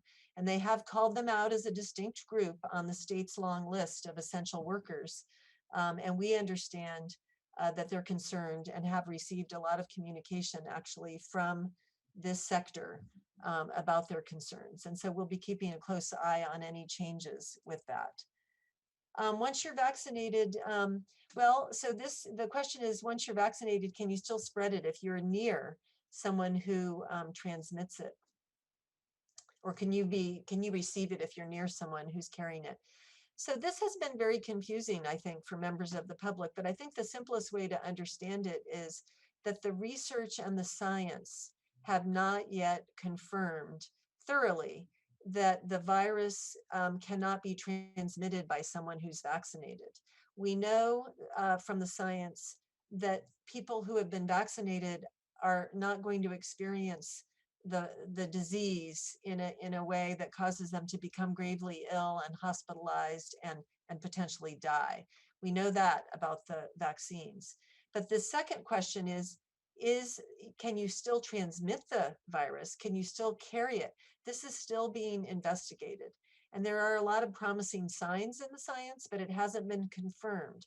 And so that's why even after people have been vaccinated, we're being advised to advise everyone to continue to wear masks and be cautious with people and maintain social distance. Now, this is going to change as the science changes and as we get more information about how safe we are after we've been vaccinated. Yeah, the water and wastewater workers are not in the current group. The current group does not include all essential workers. It includes emergency first responders, childcare, education, and food and ag, but not water or wastewater workers yet. What are the variants seen in San Mateo County? Well, one of the challenges is that the surveillance for the COVID-19 is not so extensive or thorough that all of the examples of the vaccine in our county have been genomically sequenced through a special lab process. So we assume, given that there probably are examples of the variants in San Mateo County that we just have not learned about yet. What we have learned is examples of the California variant have been found in San Mateo County, which is not surprising because they've been found in many places in California. Yeah, how are the follow-up second vaccinations going to be handled, since it sounds like some of the initial vaccinations are without appointments? Actually, the vast majority of the initial vaccinations are with appointments. They are. And that has been important because managing all of it, including the planning for it and being able to have the right quantity of vaccine and not waste it, has been very important. But there are some examples where there are not initial appointments. And so what happens is, in those cases, people have to be registered on site. And their information about how to reach them regarding a second appointment has to be obtained. Because if it isn't, then it's hard to schedule that follow-up appointment. And it is very important that the follow-up appointment occur around the right range of time. And the challenges with this are one reason that we're really looking forward to the Johnson & Johnson vaccine with just one vaccination instead of two. Yeah, because of the traffic, it would be nice for unincorporated restaurant residents to drive to other cities. Oh, so want to clarify this. So you're mentioning that you don't want to have vaccination clinics set up that would cause a lot of traffic to descend. It sounds like is the point here. So that's important for us to think about. Since I'm afraid to say it has been the case that even with the tiniest vaccination efforts that we've mobilized in the most quiet and targeted way, there have been a lot of cars that have arrived. And then I've gotten lots of phone calls from like the Daly City police who have not been happy about that. So yeah, we're trying to strike a balance between accessibility and also, avoiding impacting the communities in negative ways. Yeah, so Half Moon Bay. It looks like that's all the questions in the chat. Yes, Claire. Claire has a question. Please go ahead. Thank you, Louise, for coming out and doing this for us. Or I guess you didn't come out, but thank you. I have a thing that I brought up earlier with the representative's office, and I still have a question on it. I'm a semi-retired physician, and I got a thing from the county saying, would you like to sign up to help us do the vaccinations? And I started to fill it out. I did fill the whole thing out, but then they said you had to be between 18 and 60. So I'm over 60, so they don't want me. It feels like they're missing a good bet here with older medical people. Is that that really is odd. In fact, I will say the way I got a whole one of our clinics done in the first phase was calling back all of our retired staff, and they ran in and took care of it in about a half a day. And some of them, one of them in particular, was in her 80s. So I don't understand that rule. Thank you for sharing that with me. Our main challenge with volunteers has been just that not everyone, really wants to volunteer in a steady kind of a way. But I know we have used volunteers successfully at both our San Mateo County Event Center and at the airport. And I don't think it really mattered if they were 18 to 64. So that seems ridiculous. So I'll bring that up. And thank you so much for even contemplating volunteering. Well, I'd still be willing to do it. Maybe there'll be an opportunity out on the coast. Well, how would you know? Well, I'm gonna get the rule to change so you can get your name in there. Now I know who you are. Okay. You can run, but you can't hide, Claire. Okay. Thank you. Yes, thank you. Let's go next to Dave Olson. not a question, just a quick comment for everybody. The presentation that Louise just gave is now on the MCC website. So if you missed anything, you can go get it from the website. Great, thanks for posting it. Dan Haggerty? Yeah, thank you for all that information tonight. This might be a difficult question, and you just answer it as your best ability. Can you, in a layman's terms, can you tell us what is actually in the vaccine? No, I really can't try to even, I can't begin to answer that. I could point you to some good resources for answering that question if you want, like, not right now. I think I would have to follow up with Michelle and consult with one of our medical staff and see what's kind of the best website for that, or the best source of information. Okay, thank you. Yeah. I can say the New York Times had a pretty good set of articles on that, if you have a subscription to the New York Times. I had a question. It was brought up earlier. I'm not sure if you were on the call at the time, Luis, but our Kristlyn, who's the Half Moon Bay Chamber of Commerce, reported that there is a clinic occurring regularly. It looked like it was going to start regularly at a church in Half Moon Bay called Our Lady of the Pillar, starting tomorrow. And then, I think this is specifically for people in like farm workers and food employees. And I think older adults as well. Okay. And is that something that the county organized? And because we just heard about it for the very first time. Yeah. So the way to find out about those things, if you're in an eligible group, is to sign up on our website. Okay. And when you include your address and everything on the website, that's how we can let you know of these kinds of opportunities.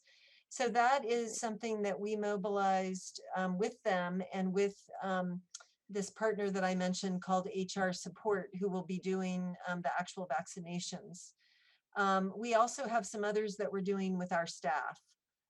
We have a team that works a lot with farm workers and also with homeless, and we also have our medical clinic that we directly run in Half Moon Bay. And so all of these folks will be involved in different kind of pop-up clinics that we set up on the coast and then notify people about through our online sign up. And then we are also working on a strategy for homebound, because there are people who really cannot leave their homes. Okay, and I just posted that link to the SMC Health site in the chat, so everyone can sign up there. And I also, just while you were speaking, it was news to me that Rite Aid in Half Moon Bay had was actually giving vaccinations, and I did a search and I actually saw some appointments available on that site. So that's nice to see. I will reiterate that it is a bit of a drive for some people to get to either Half Moon Bay or Pacifica. So doing something on the Midcoast, especially at Seton, would be great. But we understand you're working on that. Yeah, for the pharmacies, they have alerted us that the pharmacy locations may be expanded. And so, and also the sign up is online on their website. So that's the easiest way to figure out if there's a pharmacy nearby that would be a good local option. Yeah, we don't have any pharmacies other than Half Moon Bay or Pacifica. Nothing on the Midcoast, but at least that's semi-close for most people. Okay, looks like Sid has one final question. Let's wrap up with that. And yeah, I want to say it in person. So is there any chance that you could give a talking point to people who might be, I want to say it, but there were so many conspiracy theories being spread by our former president. And I asked a friend of mine if she was getting her vaccine, because she's older than me. And she said, oh no, she wasn't going to get one. And I really was flabbergasted, but I was at a loss for words to try to convince her. And I wonder if, there are people that, like you said, are vaccine adverse. So do you guys have Yeah. a program We're or looking a lot at this. And actually, if you hear any specific rumors, I'd love to hear about them directly. You could just email me. One thing that we're doing with the stakeholder process that we've put together is developing kind of a rumor response system. And we know that the rumors that are out there also vary by different immigrant and different cultural groups. So just one example would be that folks who are Chinese, who are, one generation removed from China, were hearing through their channels, basically Chinese propaganda that was intended to make people like their vaccine, which is that the Pfizer and the Moderna vaccines were actually killing people. And this was running around rampant in our community. And the way I found out about it was from a physician whose mother shared it with him because she's a member of the Chinese community and we never would have known. So yeah, rumor control is very important, especially when there are concerns. And then we also know that there are some communities where there's just a distrust of anything associated with scientific research or with the government. So we're trying to develop communication strategies to really specifically address those. And we've engaged the faith community and other local leaders to try to be spokespeople for disabusing people of some of those rumors. Thank you. The person I think of is in East Palo Alto, and she's a home care health worker, and she still doesn't want to get vaccinated, but she is from Tonga, so who knows? I'll talk to her again.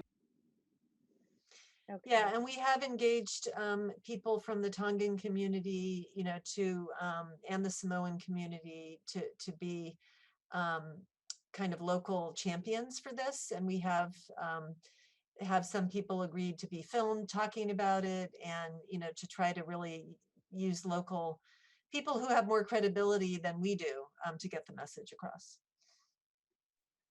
That's very nice. Thank you. Great. Well, thank you so much, Louise. We really appreciate having you here.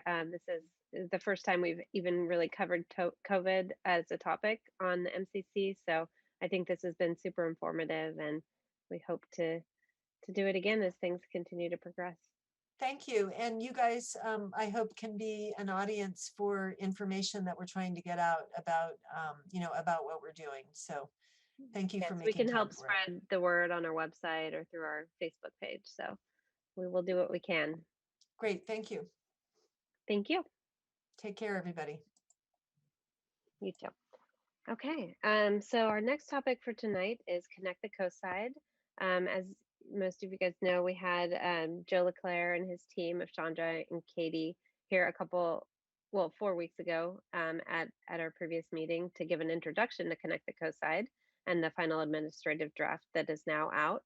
Tonight will be a more detailed look at how the recommendations would affect each of the 5 communities on the Midcoast, as well as the area north of Montara, between Montara and the tunnel.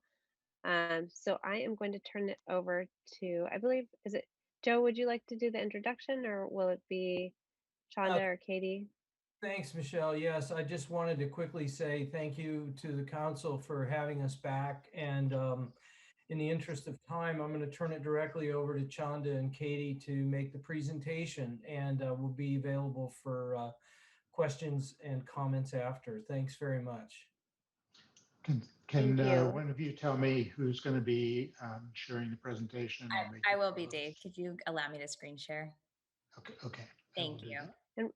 And while you're getting that set up, the way that we did questions during the COVID vaccine presentation, where people asked them in the chat as they were going along, that's how we'd like to handle that as well for this. I think it's just in the interest of time. It enables the team to answer those questions quickly, so we don't have to wait until the end. And then it just saves time with people being able to succinctly state their questions in the chat. So if you do have any questions as we go along, please go ahead and type those in. Very good.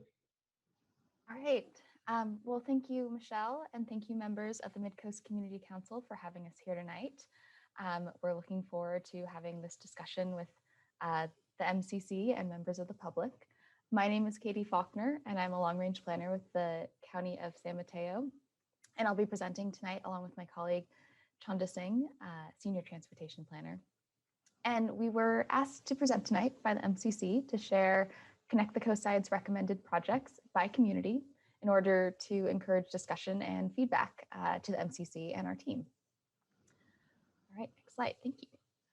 So tonight we'll start with some quick background on Connect the Coastside, just in case there's anybody new to the project, and an overview of what we heard from the stakeholders during our 2020 outreach efforts. We'll follow that by recommended projects by community in the plan, and then the next steps for finalizing the plan. All right, background. So to provide a little bit of background, Connect the Coastside is the San Mateo County Midcoast Comprehensive Transportation Management Plan. So it's a plan to improve safety and mobility for residents, visitors, and businesses on the Midcoast. So it covers the topics of walking, biking, public transit, driving, and land use. And Connect the Coastside will create an overall vision for transportation on the Midcoast, and it will set priorities for future investments in transportation.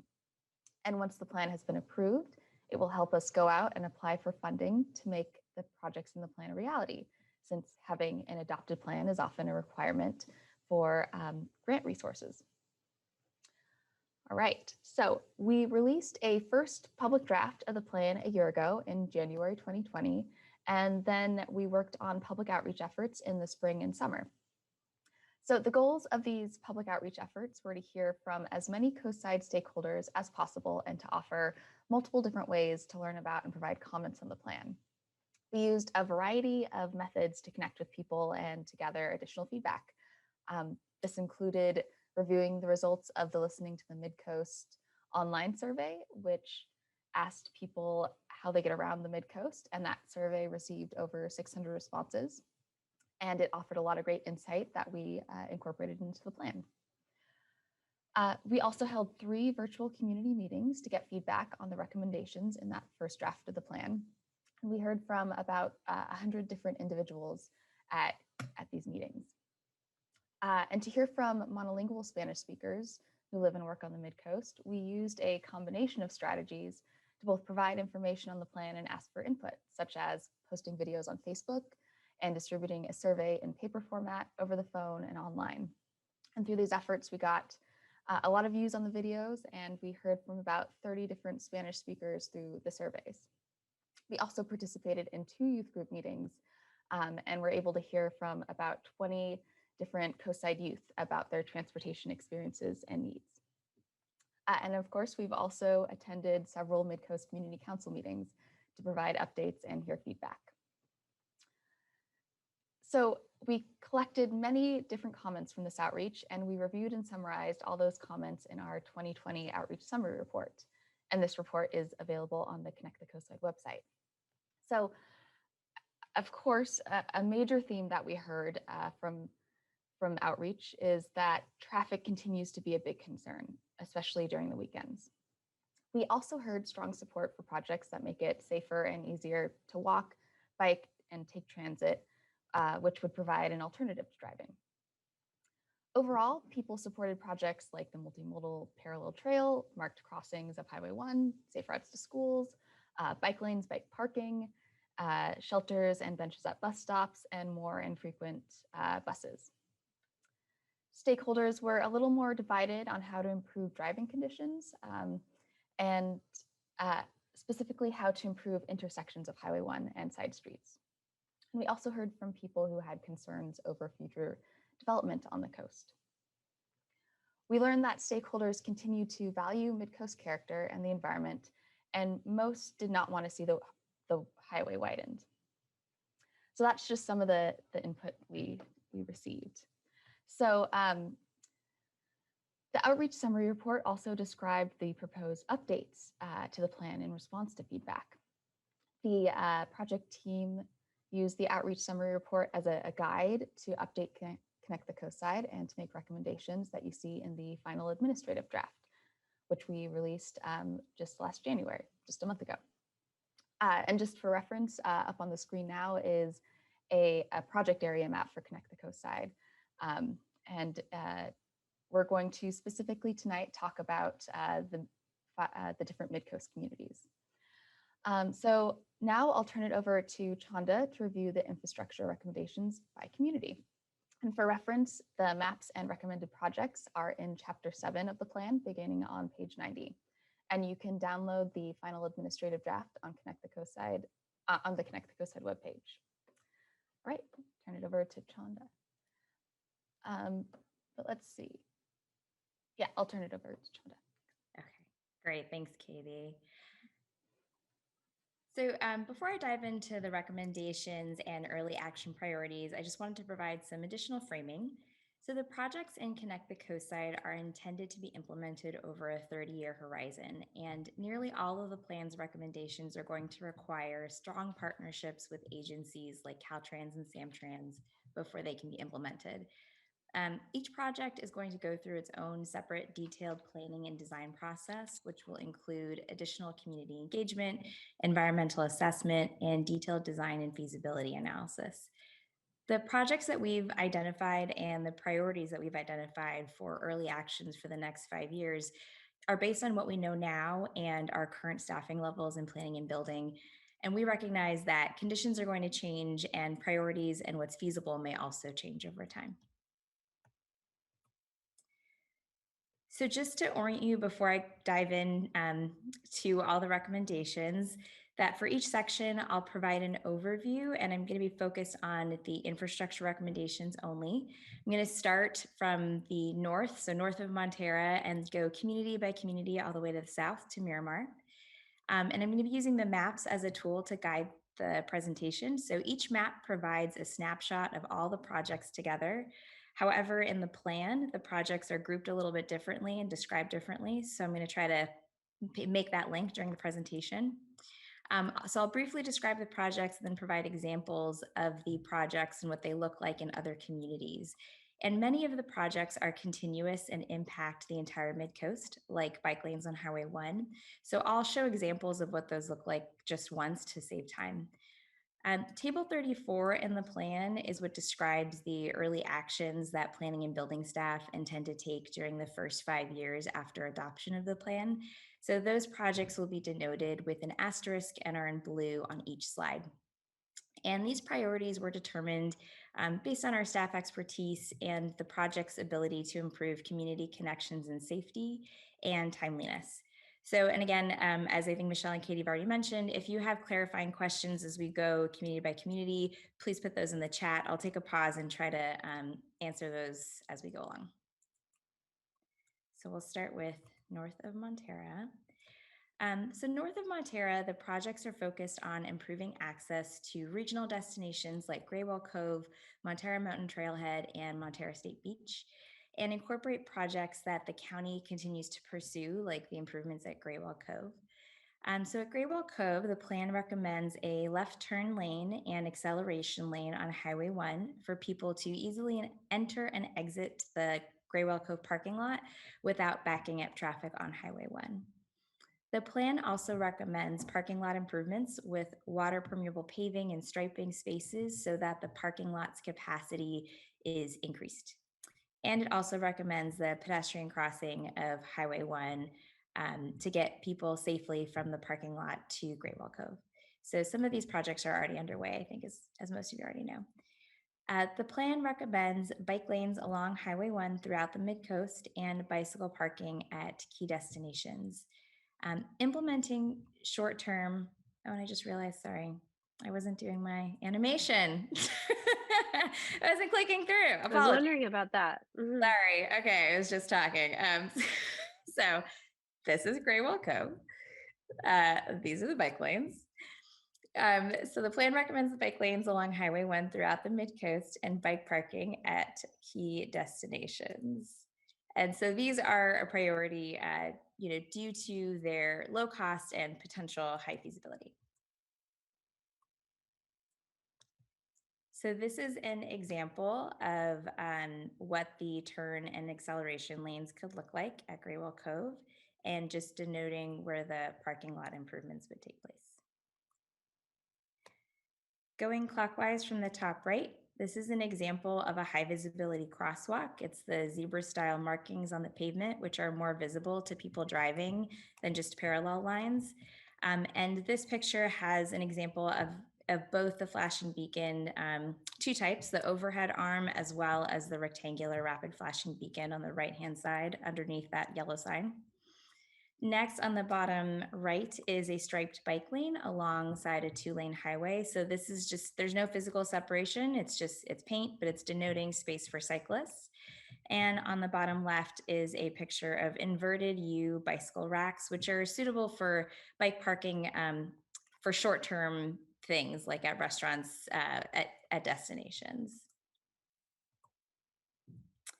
So now I'm just going to take a quick pause and look at the chat and actually. Yeah, so we've got a couple of questions so far. The first one is, why does Connect the Coast Side's 30-year plan not include dedicated general fund planning? Or, sorry, general fund funding. So yeah, it's not specific to North Montara yet, but I'd be happy to answer that. The planning staff has been working with Department of Public Works to integrate some of the projects, some of the early action projects into the county's capital improvement plan, which is its ongoing. Every 2 years, the capital improvement plan is updated. It's a long-term plan. There's a lot of competing priorities, but we recognize that it's going to take a wide variety of sources of funding to complete the projects in this plan, including county general funds. So we're actually working on that now. thanks, Joe. Another question we got is, are there any underpasses like at Sharps Park? The plan does not currently recommend any underpasses. There's an overpass recommended in Moss Beach. Anything else, Katie, or should we move on? I think those are all the questions. Oh, we just got another one. Why is Gray Whale Cove blue? It does not help mid-coasters, only tourists. Gray Whale Cove is a state beach. I see what you mean about blue. So it's an early action priority. What we included in the 5-year time frame were things that the county is already working on. So that's something that we've been working on. Well, not necessarily we, but county staff. And so that's why it's an early action priority to continue that work. Okay.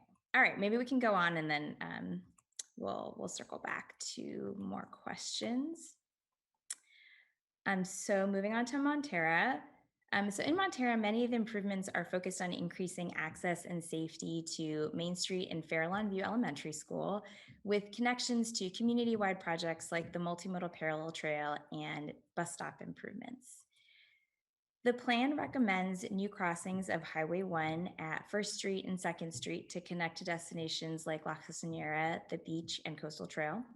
And the improvements focus on increasing visibility of pedestrians crossing to drivers on Highway 1 by adding things like flashing beacons, signage, and striping, which I just showed in the previous picture. Implementing at least one crossing in each Midcoast community is a priority of Connect the Coast Side. So at least completing one of these locations is what we hope to do, begin doing that in the first 5 years. Stop signs on side streets approaches to Highway 1 are recommended to maintain consistency on all the cross streets with Highway 1 and are a priority due to their potential high visibility. 8th Street is an entry point, and so turn and acceleration lanes at this location will just help keep highway traffic moving and create safer options for vehicles entering and exiting the freeway from the community. There are several businesses on the east side of Highway 1 between 7th Street and 9th Street with a lack of safe pedestrian accommodations to access them. So Connect the Coast Side recommends adding sidewalk on this stretch along Highway 1.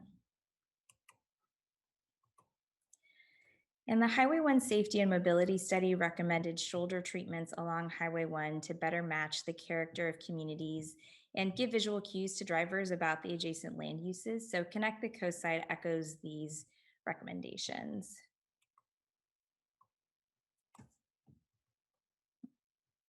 Okay. So this is just an example of the, sorry, having trouble. The shoulder treatments. So in the village areas, which are the more commercial areas, the Highway 1 Safety and Mobility Study and Connect the Coast Side recommend using a curb and gutter, which is shown on the top right. And in the fringe areas, which are sort of less intensely used, a valley gutter. And then on the bottom left is an example of what a sidewalk could look like along Highway 1, which is recommended on the east side and Connect the Coast Side.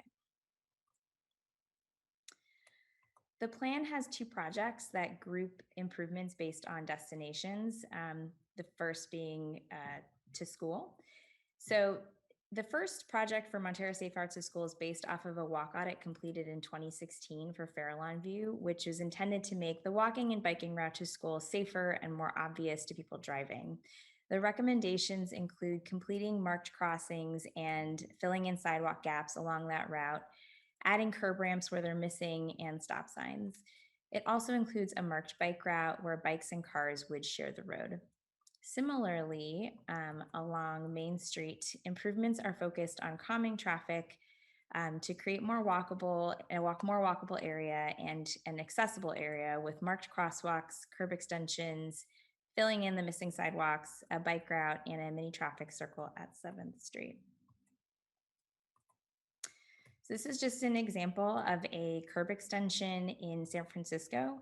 The curb is extended slightly out into the street so that pedestrians are more visible to oncoming traffic, to drivers, and that people walking can better see cars coming their way so they can cross the street when it's safe to do so. Curb extensions also help slow people down that are turning right, so they're more likely to yield to a person crossing the opposite, the intersecting street.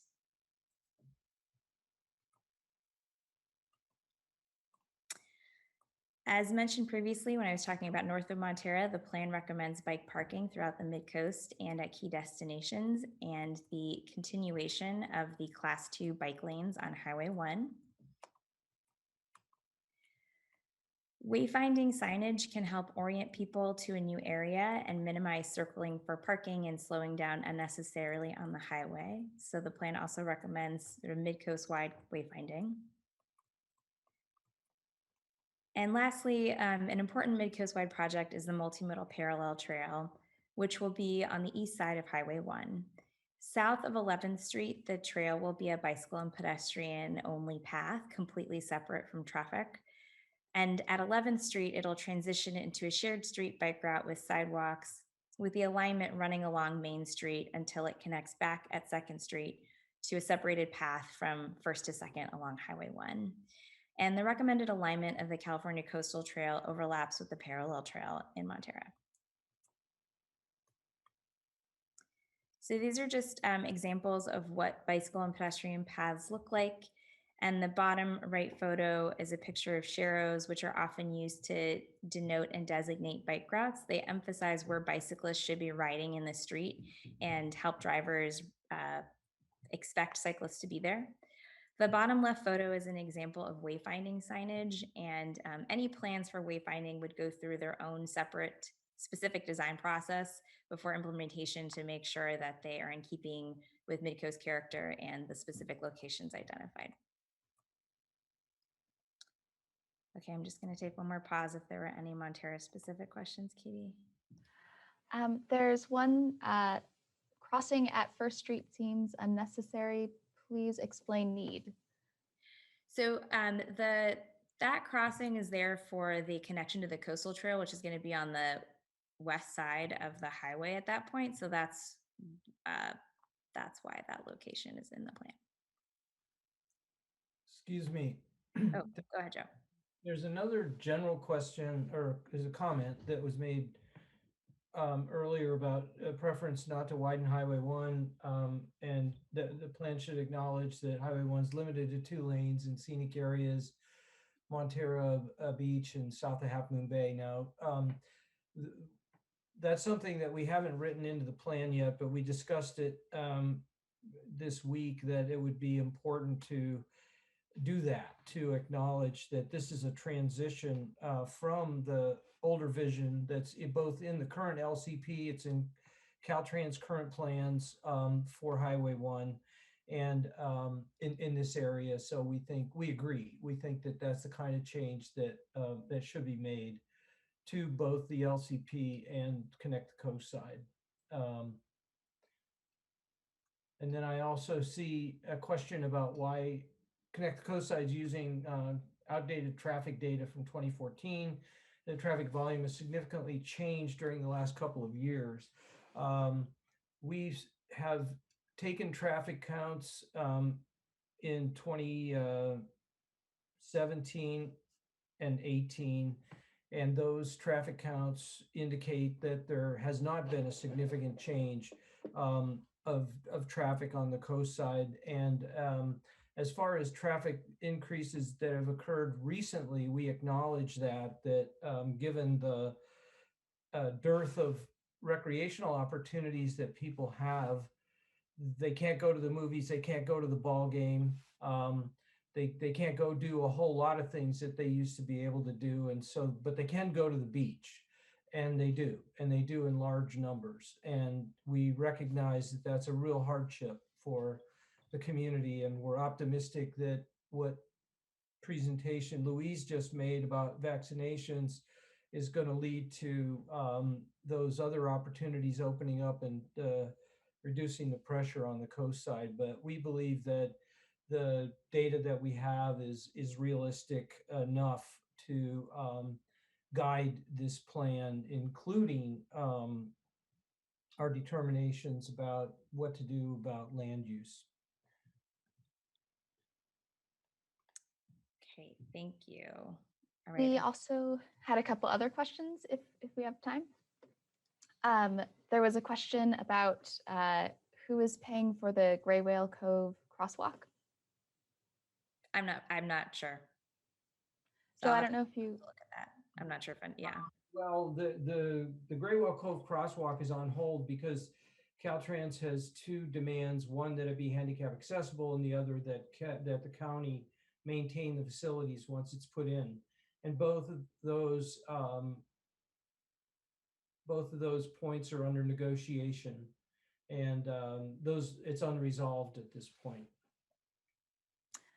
and then there's also a question, are the bike lanes on Highway 1 through Devil's Slide to Pacifica a priority, or might it happen someday? And I believe that that area from Devil's Slide to Pacifica is out of our project area for Connect the Coast side. Yes. So that's outside of our plan. So we haven't put the class 2 bike lanes as a priority as an early action for the first 5 years, because they are so dependent on what Caltrans is going to do, but they're identified in the D4 bike plan. So it's certainly something that Caltrans is thinking about, I think. Just in the interest of time, I think I'm going to move us on, and we'll come back to. Sorry, Shauna, could you just answer the question from Len, as a council member on the east side, the east road side of State Route 1 between 14th and 16th is an area that needs near-term improvement. I can't see the chat in my, I'm struggling with my Zoom situation, so could you read it to me? Yes, I was doing that. So the east road side of State Route 1 between 14th and 16th is an area that needs near-term improvement, if not made perfect. How will that be addressed? Between 14th and 16th? Yes, on the east side. So yes, and I know that we have had conversations with Caltrans on that one. I mean, it's identified in the plan for long-term improvement because it needs bridging in order to be able to put the parallel trail through there. So I think we're going to have further conversations with Caltrans about what they're willing to do, because that area is so narrow. If they're not, there will have to be some sort of positive separation, like either a sidewalk with a curb or something that goes through to get people to be able to walk that section. And, So I guess to answer your question, it's something we haven't put into the plan specifically as an early action priority, but it is something that we've begun conversations on that we intend to continue. And obviously, if that's a change that we want to make to the plan, we welcome that feedback around how to identify it as a priority. Great, thank you. Okay, let's move on to Moss Beach. Okay.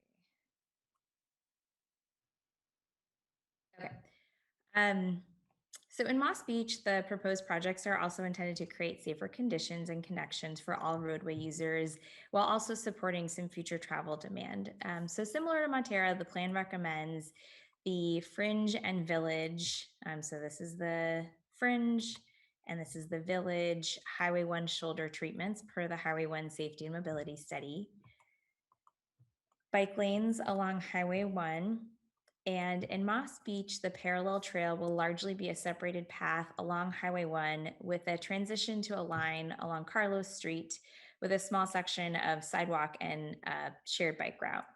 So connecting the forthcoming section of the parallel trail for the existing funded section that's down in Miramar all the way up to 16th Street is a priority. So we've denoted that as an early action priority that we intend to seek funding to support the necessary detailed design work to move that project forward. In Moss Beach, the California Coastal Trail alignment is largely on the west side of the highway along neighborhood streets until crossing over at 16th Street to share the alignment with the parallel trail. The coastal trail will be a signed designated trail and use a combination of sidewalks, trails, and paths to define it. So the plan also recommends intersection controls at 3 locations in Moss Beach. I'm going to start with Cypress Avenue. So Cypress has a higher volume of cars trying to turn on and off the highway compared to other locations under current existing conditions. So the plan recommends intersection control, meaning a roundabout or a signal with a preference for a roundabout. And as noted in the plan, anything along Highway 1 will need to go through a separate Caltrans design and approval process. And pursuing that approval process to start that is an early action that we've identified. California Avenue and Highway 1 is also projected to need an intersection control in the future, and it's also an important entry point to Central Moss Beach. So similarly, the plan has a project to study control there. And the plan has a project to connect Carlos Street to 16th Street, which I'll talk about in the next slide, which is going to make it likely that there'll be increased traffic at 16th Street and Highway 1 and 16th Street, and the need for an intersection control more likely there in the future. I also wanted to reiterate that all intersection controls will also support pedestrian crossings. There are also several businesses that front the highway on the west side of Highway 1 in Moss Beach. So the plan also recommends adding sidewalk there to increase safety and accessibility. So this is an image of what a roundabout placement could look like at California Avenue and Highway 1.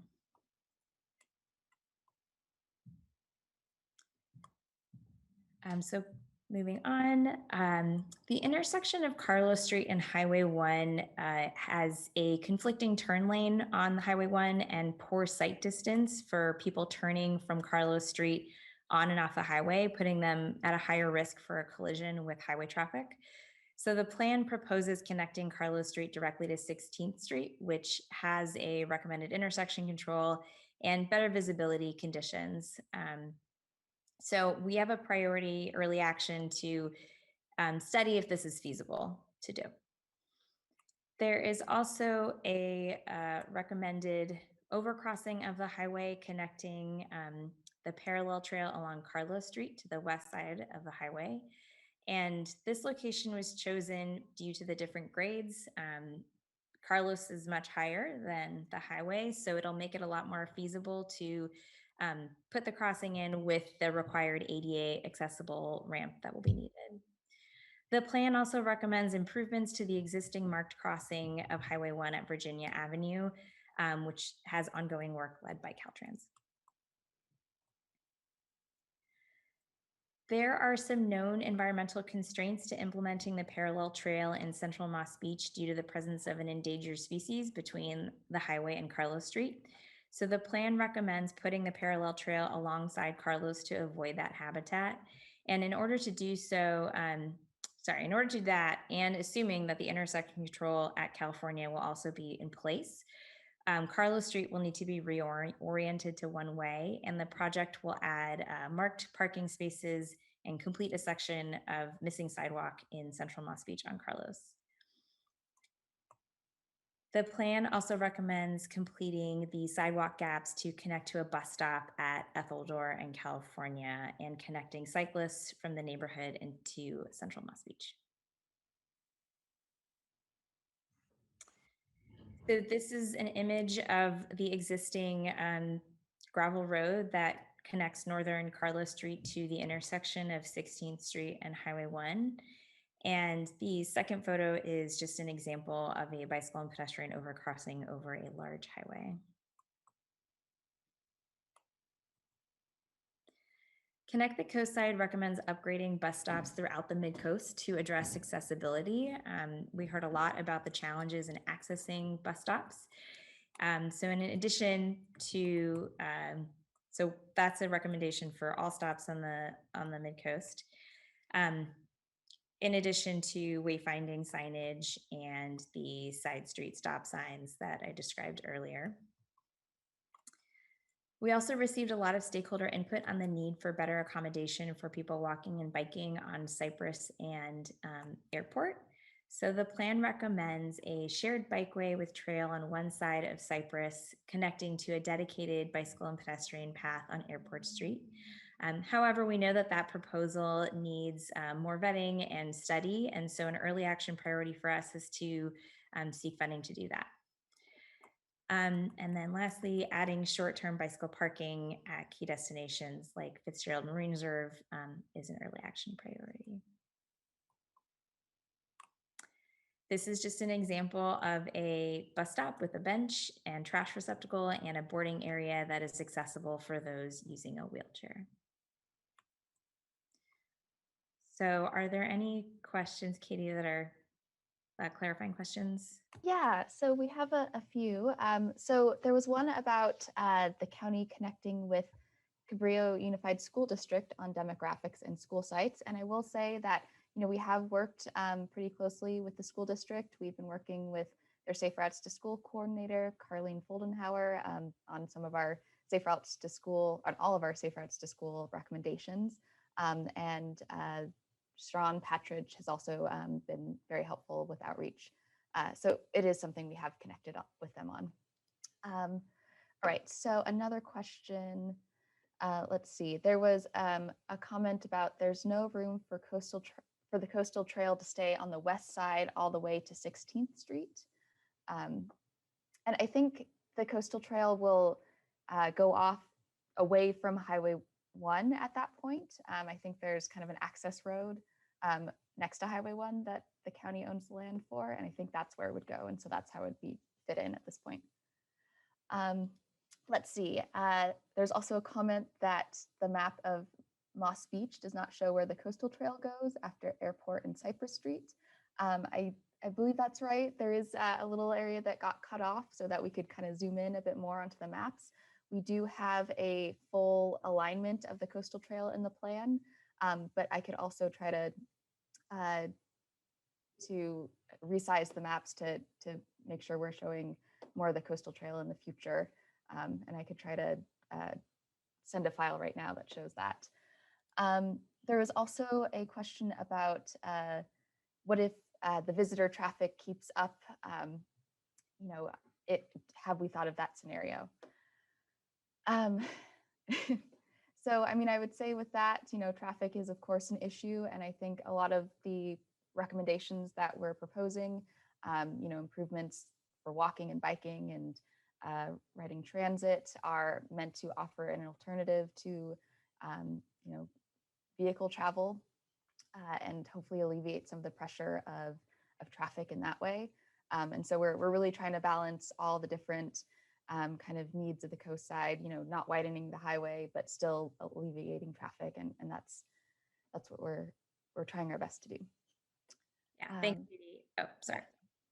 So that's a There few are of a them. few more. There might have been a few Yeah. more since then. I'd say if we can, let's handle them now versus waiting till the end. Okay, handle them now. Let's see, let me go back up. Some of them are pretty straightforward, which is where is the where is the overpass pass planned? It was at Carlos Street. What was the intersection there? So it's south of 16th. There isn't an intersection. It's where like a former, like it's like a former bridge was there. What is it? What am I think? What's the word, Joe? There's an abutment along Carlos Street where the bridge that the troops used to walk on to get over to the batteries has been removed. So it's in that area where the grades are suitable for placing a bridge over the highway without having clearance problems for vehicles on the highway. I also think that there's a point about a sight distance problem at 16th and Highway 1. There's a sight distance problem at Carlos and Highway 1, but if you move the intersection up to 16th, then the sight distance meets the 660-foot standard that Caltrans enforces through the highway manual. We also got a question, is it possible to have a feasibility study for installing an underpass in central Moss Beach in lieu of the overpass on the north end? Well, I think that the problem with underpasses in flat places like in central Moss Beach are that you have to, you either have to elevate the highway on a levee in order to make it possible to get under with a short distance, or you have to have a very long tunnel that reaches back into the land, and then you start going uphill. So the grades really are not suitable, I don't believe, for a an undercrossing in central Moss Beach. But so I don't think that we'll be recommending that. So we also got a question, are you aware of the utility pinch in Moss Beach? Who would pay for the adjustments? And so I just start off by saying we are aware of it. We have met with representatives from Montera Water and Sanitary District and from SAM. And so we are aware that it's an issue, and it will be something that we're going to be looking at in the design phase of any projects that are going to be going forward. And for now, we do plan to update the plan to make a note of that so that we can carry that knowledge forward.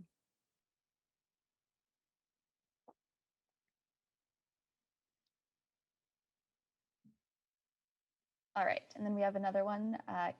Could you further explain the section of road you highlighted to extend Carlos? I don't understand why that would be needed. So why are we connecting Carlos Street to 16th Street? I guess is what I'm saying. Okay. So the intersection of Carlos Street with Highway 1 has been found or shown to have not enough sight distance for those movements. So basically, if you are trying to turn right, even if you're trying to turn right, the cars are coming at too high of a speed northbound. So the distance that you would have to see it is not long enough for you to technically make a safe turn at the speeds that are there.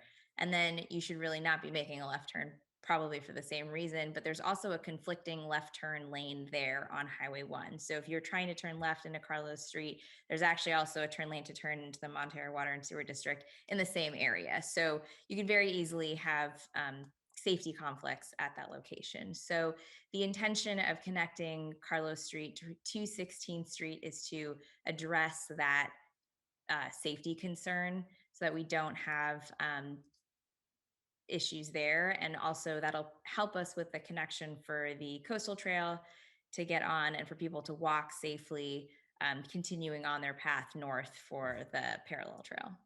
So there's a couple different reasons why we think that's an important project to study. Okay, I read through the additional questions and they mostly seem either to debate back and forth and then repeat. So let's move on to Princeton. Okay. So the recommendations for Princeton and Connect the Coastside are largely informed by the draft of Plan Princeton, which studied circulation patterns, pedestrian and bicycle access, transit, and parking.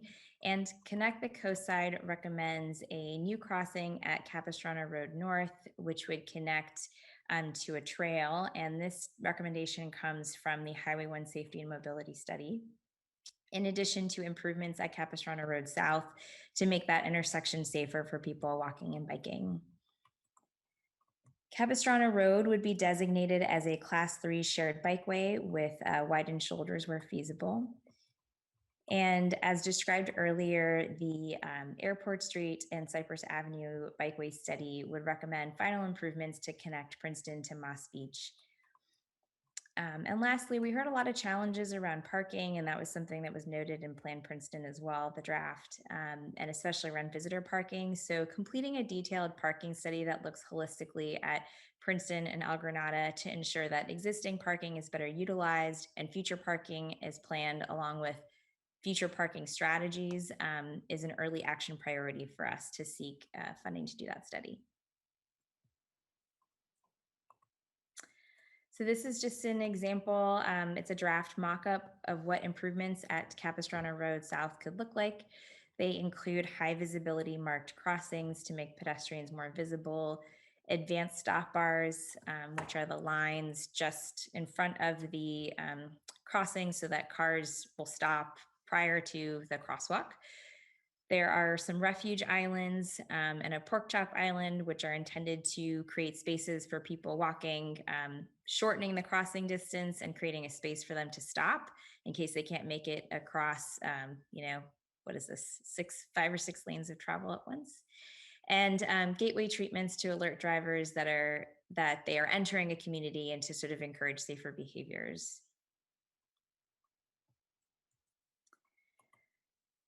So as highlighted previously, Highway 1 in Princeton has also a designated fringe and village zone. So these are shown on the map and would be treated with curb or valley gutters.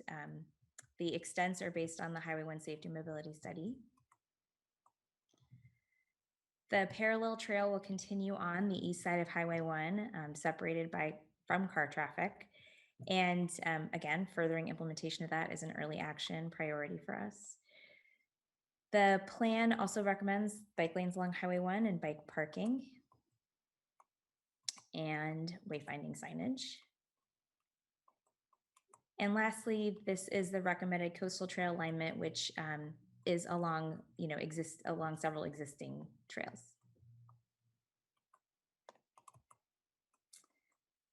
Any questions specific to Princeton? Should I keep going? I know we're over time. I think we had maybe a couple.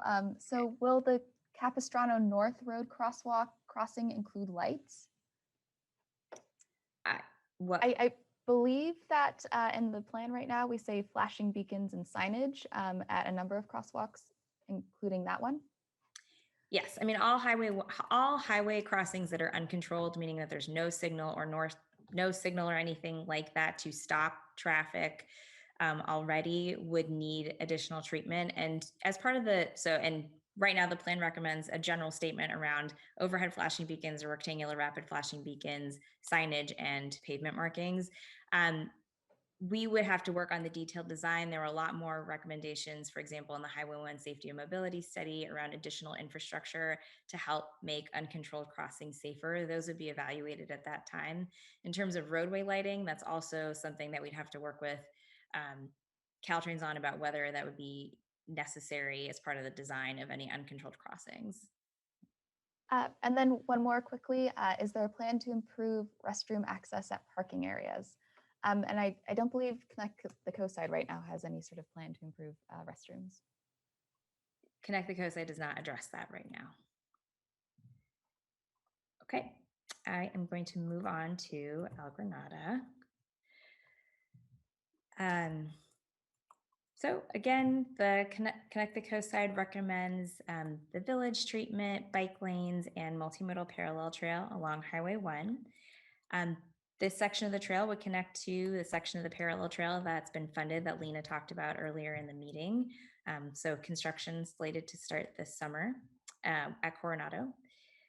The coastal trail will continue along an existing trail alignment in El Granada, and Connect the Coast Side again recommends bike parking, transit stop improvements with accessible pads and benches, wayfinding signage, and then doing the parking study. I just wanted to make a note that there are several other planning and implementation efforts that will impact the recommendations in El Granada, including the impact of sea level rise and coastal erosion and the forthcoming park at Burnham Strip. So those projects are going to, change how destinations are accessed and might change the location and alignment of certain of these certain projects. So that's one of the reasons why we're seeking some, to work with partners on further analysis and planning as part of some of these detailed recommendations.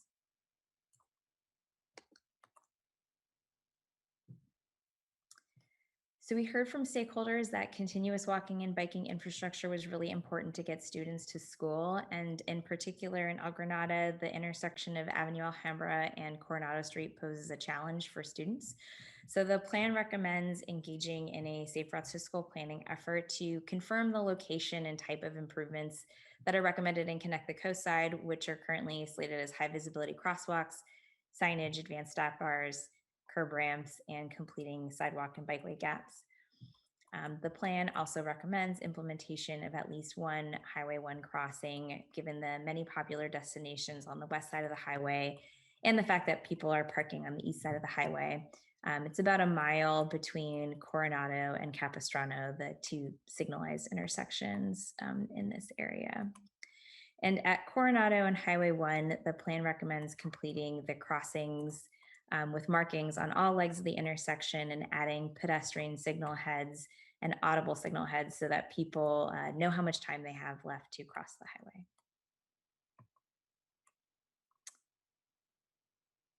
All right. Okay, so we have a comment. You seem to have the green coastal trail on both sides of SR1. So sorry, I think that's just the colors kind of being similar. So we have the coastal trail on the west side of Highway 1, and then we have some shared bike routes on the other side of Highway 1 on Obispo and Alhambra. And we also have a bike lane on part of Alhambra. So maybe that's why it looks like that. And then we also had a question, is there a parking plan to date for Surfers Beach?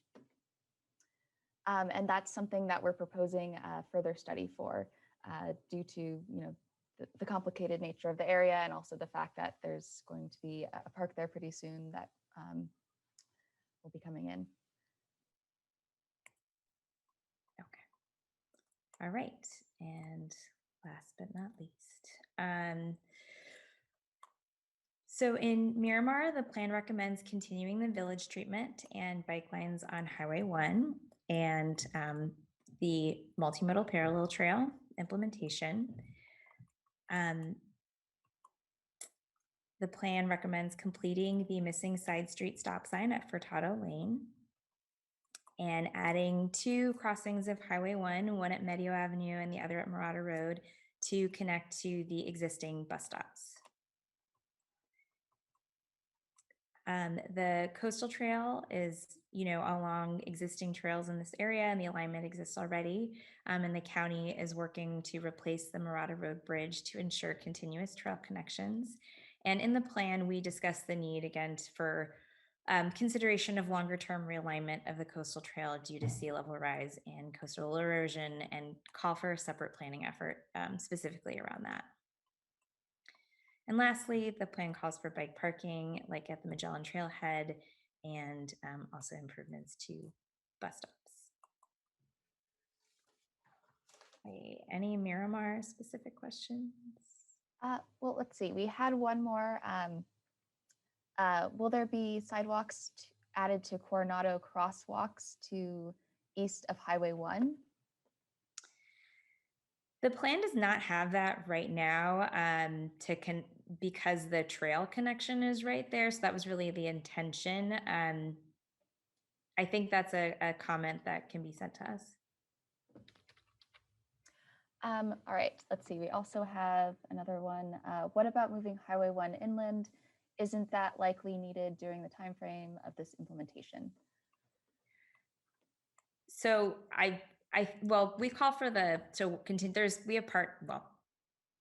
are partners that are working on this effort, like the Fizzler Flood Level Sea Level Rise Resilience District.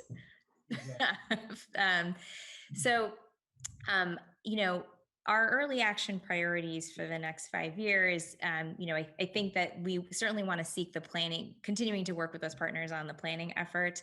In terms of when a realignment needs to happen, should happen, I think that's where we are hoping to get the expertise and work with partners on how that would impact the implementation timeline, and if it would make sense to wait or do something different. But we don't think that precludes us from doing, some of this work now and continuing to think about it.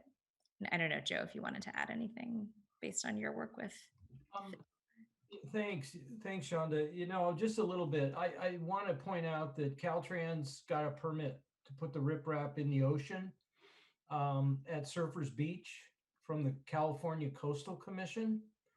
And in that permit, the California Coastal Commission required that Caltrans return to them with a plan for assessing highway relocation. So that is a permit requirement of Caltrans that I doubt very much the Coastal Commission is going to back away from. So there's not a specific time frame for that. But as Chanda pointed out, the Flood, Sea Level Rise, and Resilience District recently created in the county has a strong interest in studying the entire area from the Pillar Point Harbor down to about a midpoint in Half Moon Bay, because that is the sort of length of the sand system that sort of defines this coastal area and forms the beaches. And so they're going to be looking at sand replenishment strategies and other ways to help us hold the line for a period of years so that we don't have to relocate Highway 1 in the near term. But ultimately, that will be necessary. Thanks, Joe. All right, we had a couple more questions. Will bimodal trail have a speed limit for cyclists? Will the multimodal trail have a signed speed limit? I think that's the question, yeah.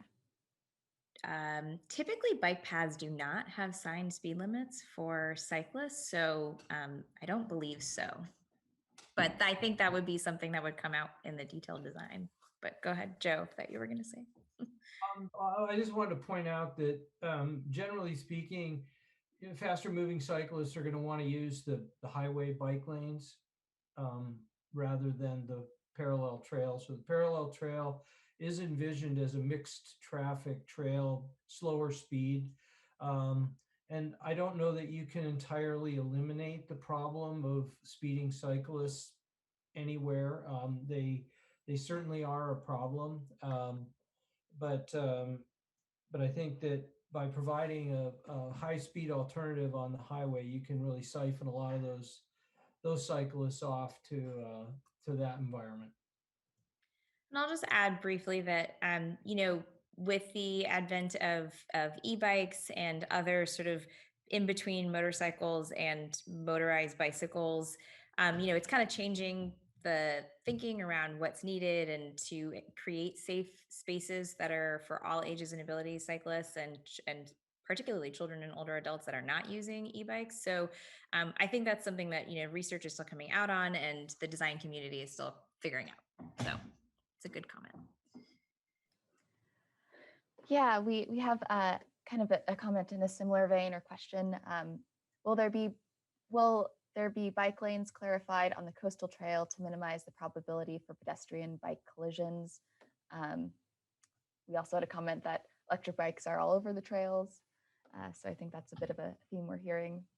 Yeah, so the coastal trail alignment that's been recommended in Connect the Coast Side is largely on neighborhood streets and existing trails. So there is no room to put a bike lane on any of the streets that have been identified for the coastal trail. So most of this route is envisioned as largely signage, improvements to designate space maybe for people walking, and potentially things like sharrows, but it'll be a shared space environment. I think in the design, as things progress, there are always additional things you can do to calm traffic and slow people down, drivers and people cycling. But it's a good comment and something that I think, again, we'd have to grapple with. But the coastal trail right now does not have any segments that are designated for separated bike lanes. Okay, I'm going to wrap us up, and then we can just keep talking. So we heard from stakeholders the importance of vegetation management, coastal erosion, and evacuation, and their influence on transportation. And, we've already talked about that earlier in the meeting. So we're glad to hear there's so much going on in this area, but we also wanted to share that the county is working on some other planning efforts that are related, including the local hazard mitigation plan and the safety element that will both influence and form Connect the Coast Side's implementation.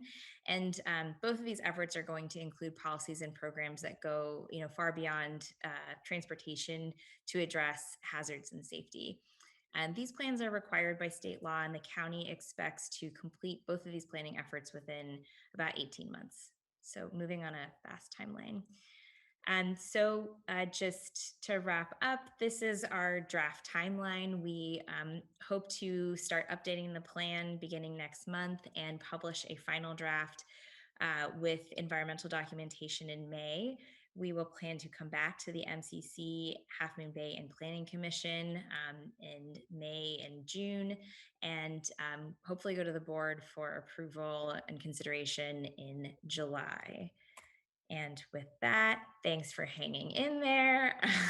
This is our contact information, and I'll turn it back over to Michelle to keep going. Yes, thanks so much to all three of you. That was a very comprehensive look at everything that's in Connect the Coast Side. And now there's a request to share the timeline again, and it's something we'll talk about. What I want to do now, since we are over time on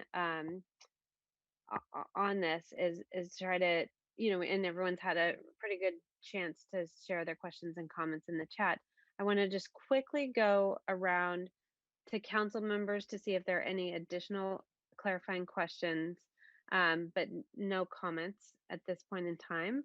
And then we'll quickly go to the public and give them a chance. I think I'm going to lower the 3-minute time limit, though, to a shorter time so that we are able to get everyone's comments in. And then for the council, the thing that we need to discuss, which is really relevant to the timeline here, is how we want to handle our feedback. So a proposal that I have is that, I know that we want to wrap this up quickly, but we do need time to be able to really gather all this community feedback. It looks like there's a lot of interest. We do have the email newsletter coming out that we spoke about at our last meeting, that will be coming out in early March, where we have the opportunity to share some of these maps and images in a more comprehensive way. And then potentially, so my proposal for the council, which we can talk about at the end of this, is to have a feedback form, kind of like a survey light, not a full comprehensive survey. I know we already did that before, but like a feedback form that members of the community could respond to our email and fill out some feedback where they have like their specific comments about this. Then what we would do as a council is to gather that information and then have a final comment letter on the agenda for, it would probably have to be the last meeting in March if we want to do that as a council and issue an official comment letter on this. So That's just for the council to mull over while we finish with any clarifying questions and then public comment. So members of the council, first clarifying questions. Dan? Yes, I didn't make any comments to date. So, I mean, tonight. So I want to say that it's clear that the underpasses have been continuously poo-pooed with no feasibility studies to reference. And I think it's responsible for the Connect the Coast side, Joe, to show traffic flow impacts on these 14 pedestrian crosses that are proposed. And an example, if there were 14 pedestrian underpasses instead, so that the community can compare the impact to the artery of Highway 1. Clearly, there's certain underpass difficulties, and I believe that they can be overcome. You know, I agree with the ECO's letter that everybody has received. I think there's just been too much here to digest for the community to really understand. I think we should be putting off the finalization of this, putting it back. And I'm going to end by, I think that the sidewalks that have been proposed are urbanization measures, and we should be considering, you know, foot trails, which would be more of a rural feel to our area. That's it. That really wasn't a question, but Len, do you have a question? Yes, this is a question for Joe. It is more in the land use area, but this may be Joe's last time to be here with us. And the question I wanted to ask him is, in the priorities they established for quick starts in the area of reducing lots that are buildable, you have lot merger and basically retiring lots. And so they're giving active consideration near term to the lot merger and not to retiring lots. And I just want to understand the reasoning, whether they feel they'll get a lot more action in merging lots or what the reason was. Well, first, we've heard a lot from the community that, thanks for the question, Lynn. And we've heard a lot from the community that they wanted to see the lot merger program initiated early, and frustration about the fact that it hasn't been implemented so far.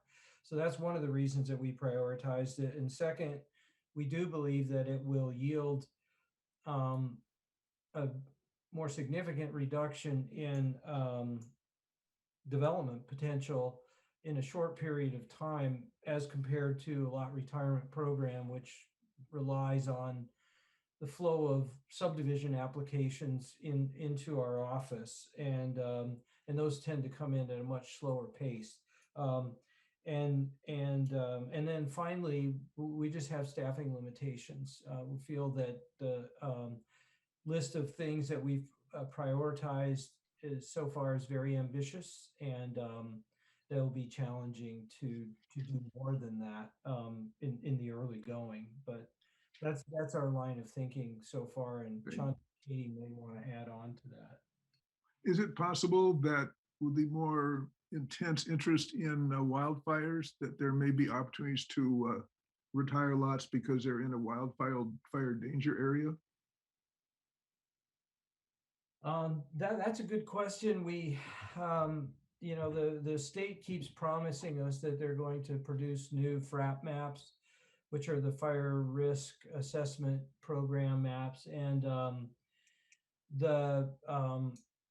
they've been delayed for like 7 years, and so I think it would be prudent to base those kinds of decisions on the newer, more updated model-based information that they're generating. But I don't know that necessarily. I mean, it would be a different policy approach to basically say we're going to not allow development in these higher fire risk areas, which is not something that that we or the state currently do. But that could be a different approach that could could be undertaken to limit land use development. Okay, thank you. And just a final compliment to your efforts in this, since we may not see you at our meetings again, but you've put in a lot of effort over the last couple of years. Well, thank you very much for that. It's been a pleasure, and I miss you all. Yeah, definitely would echo that. We hope we might see you at another meeting at the end of March, but maybe not. So that's okay too. Okay. That is it for clarifying questions from the council. Let's go to if any members of the public have any comment. I'm going to limit this to just 1 minute. If anyone wants to speak, please raise their hand right now. Okay, I don't see any questions from the public. Oh, one quick one from Kimberly Williams. Please go ahead, Kimberly, if you have 1 minute. Hi, thanks, Michelle. I just have one question, just sort of an overall question, and that is going forward, what are the mechanisms in place, or how this plan is followed or consulted? You know, how will, as a roadmap, how will it be, I guess, how will you ensure that it carries weight going forward and that it wayside? Thanks.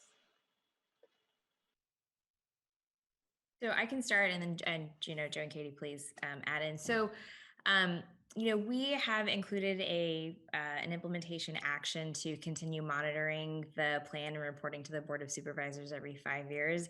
As we kind of stated earlier, a lot of the implementation actions we've committed to are for planning and building staff, which is really me and Katie and some of our colleagues that we will, work collaboratively with across the county. There are several venues where work is happening. And I think, as I mentioned in the last time we met, we meet with Caltrans regularly. So we're really trying to use opportunities that are coming down the pipe to implement Connect the Coast Side. And we've already started that process. So it's already sort of serving as a roadmap to start conversations.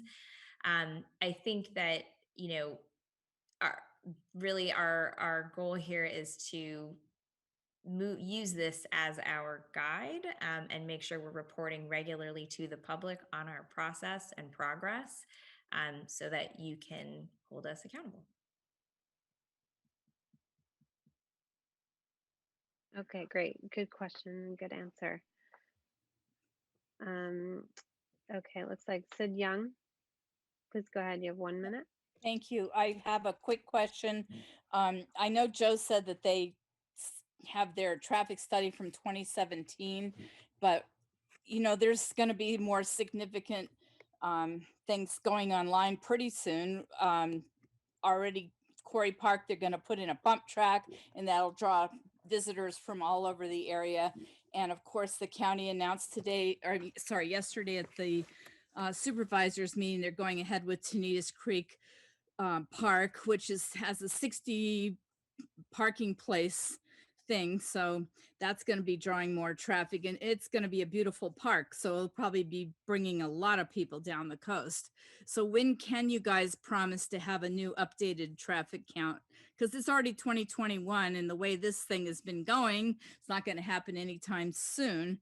So, they should start planning for a new traffic count study, I think. So that's for Joe. Thanks, Sid. Okay, I just want to point out that for the study that Chanda mentioned for Moss Beach will require taking new traffic counts. So and so will other efforts that are undertaken along the highway. So I think that we'll be taking new traffic counts as we go along implementing the plan and making sure that what our assumptions are correct. And if they're not, then that's going to mean adjustments to the projects. But I think the really big, question here is whether or not to widen the highway. And if you don't widen the highway, then there's a limited number of things that you can do, which is why the plan focuses on a multimodal approach. And it's really going to be incumbent on all of us, in particular the community, but certainly the county and the transportation providers, to see to it that we create the kind of transportation options that are necessary to get people out of their cars. Because you're right, traffic is a problem, and if we keep adding population to the Bay Area and to the Midcoast, the only way we can do it and maintain mobility is to get people to use other modes, which is why that's such an emphasis in this plan. I guess because I live on the coast side and I'm almost 70 years old, you won't see me schlepping to the grocery store on my bicycle. Thanks. Well, I'm 65 and I hope to be schlepping to the grocery store on my bicycle when I'm 70. Don't we all? Okay. We had, I think that Dolores Silva wasn't able to raise her hand, but she wanted to ask, what is the scope of the funding estimate since it is missing significant elements? It came down by half from the last version, but obviously not because it will cost less. Is there an upper range for total costs? So, no, I mean, they really are just planning level cost estimates. So they include, contingency percentages for things like right-of-way acquisition and utilities, and that have not been analyzed in any depth yet. So the reason that the costs came down actually is we, found there was a miscalc. There was just a misaddition in the table that was in the version that was originally published. So that was part of the reason. And then of course we've changed some projects and taken away things, added things, like taking away the bike lanes on Highway 92 brought down the cost significantly of the project, of the total cost. So we don't have an upper range for costs. And I think that if you look at almost any infrastructure project that's probably ever been built, they always cost more than you think they will, because once you start digging into all of the things, you find out things you didn't realize. And unfortunately, that is just the nature of construction. And I think we recognize that this is for planning purposes. That's really the intent, is to give a ballpark so we kind of know, and we know what we might need. But as we move into implementation, all of that is going to need to be studied in a lot more depth by a lot of other experienced, people. So that's part of why, as Katie mentioned earlier, we are going to add a section around utilities and utility coordination, just to make that really clear that we recognize that that will be an added cost that isn't accounted for accurately, and wasn't intended to be accounted for accurately in the plan, because we can't account for things completely accurately at this time, at this level. That's a great point. Thank you. Okay, I don't see any other questions from the public, so we will close public comment. Now let's go around to a quick round from members of the council. What I really want to figure out here is whether you support the proposal to, as we move forward, include a link either on our website and also in the email newsletter that's going to be going out in early March, to basically a quick survey where people could provide us feedback. Have that survey open until, let's say, about a week before the March 24th meeting. So, and then have a team of 3 people, an ad hoc committee of 3 people on the council to gather that feedback and then prepare a letter for the March 24th meeting. And if that sounds like a sufficient plan in order for us to be able to gather and provide feedback on this overall plan, or if you have a different option that you'd like to suggest. So let's go around the council, starting with Greg. Well, I had 3 other things I wanted to say. I don't know when there's going to be time for that. As far as your proposed timeline. Go ahead. Yeah. Okay, well, I first want 3 to minutes, acknowledge okay. it's a Yeah. very well-written document, and I've said this before, that I really appreciate the jobs Chanda and Katie have done propping up Joe there. And I even said to Joe, I wish you guys were taking over planning for our disaster preparedness issues that nobody at the county seems to be coordinating. So if you've got some time, we've got another assignment for you. There are a number of small errors, disagreements I know that are going to come out about this. I've already seen stuff from other community members. I think our goal for the immediate comment should be to focus on the small stuff, the stuff that the community wants in the short run, on whatever errors or corrections we really think can be done and made, and just get that out of the way. There are also big ticket items, like you mentioned the utilities cost, which I know you talked to Clemens about, and he dropped a $10 million number, I remember, in one Montera meeting. Disaster evacuation solutions, traffic patterns after COVID, build out and land use projections, the cost burden division between newcomers and current residents. I don't think we should bother discussing those things right now. Those are too big, and they're also longer term. And the same thing with moving Highway 1. But I do want to point out that within a 20 or 30 year period, Highway 1 might just really have to be moved. And that the issues with the sewer could be resolved if the redesign of the sewer system includes getting rid of the intertie pipeline system and using package plants. Then that could remove a burden to some of the road work you're going to have to do, because the pressurized sewer flow could be gone if we time things right. So back to your point, Michelle, I would have a tough time supporting the time frame you're proposing unless all we're commenting on is small stuff. And I don't like the idea that I get to see what the letter looks like 2-3 days before the meeting, because then I don't have time to provide any input. So I would like a draft letter at a meeting A, and then to be able to provide feedback on that.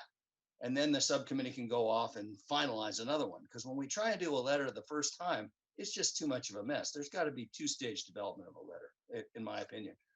And then again, only if it's on small stuff. If it's on big stuff, I don't know how we'd ever get it settled.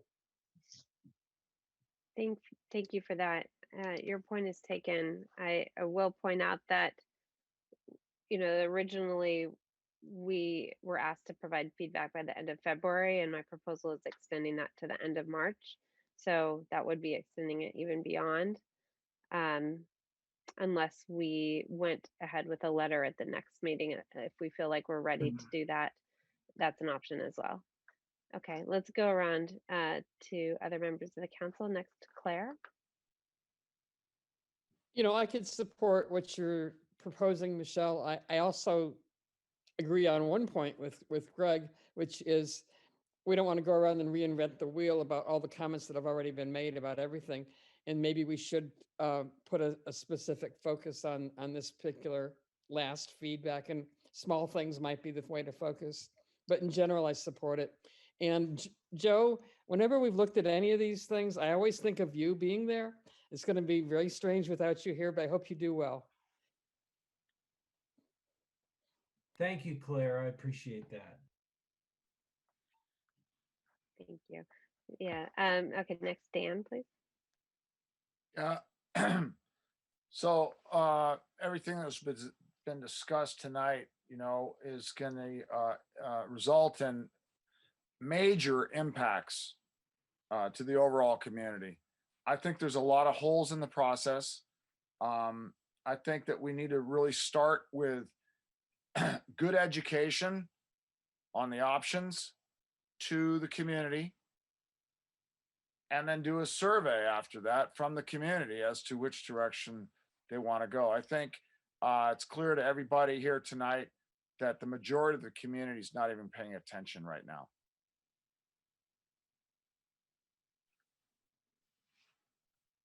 That's it. Okay, thank you. Dave?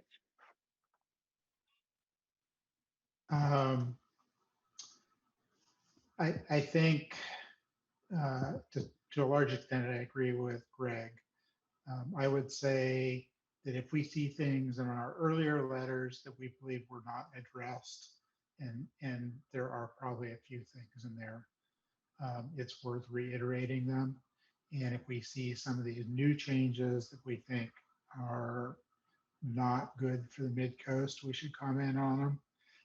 But I think any small comments, really small comments, can just be made by any of us directly to the planning department. I don't think we need a letter on that. I'm completely and utterly opposed to us doing a survey or an email thing. County's already set up for that. We want people to comment on Connect the Coast side. We should just point them at the county process and let them go through the county. I don't think it needs to come to us first. That's it. Thank you. I will point out that Jill had to leave the meeting because she wasn't feeling well, so we won't be able to get her feedback tonight. But last, let's go to Len. Yes, I've would really like to see the council take what has been presented us today at the community level, inform that as a basis for an article in our newsletter. And I think that can serve as a basis for people to respond to a fairly focused survey on that topic. Really, we're talking about the priorities for the next 5 years. Separately and in parallel with that, I think there's a process of responding to the Connect the Coast side as a whole.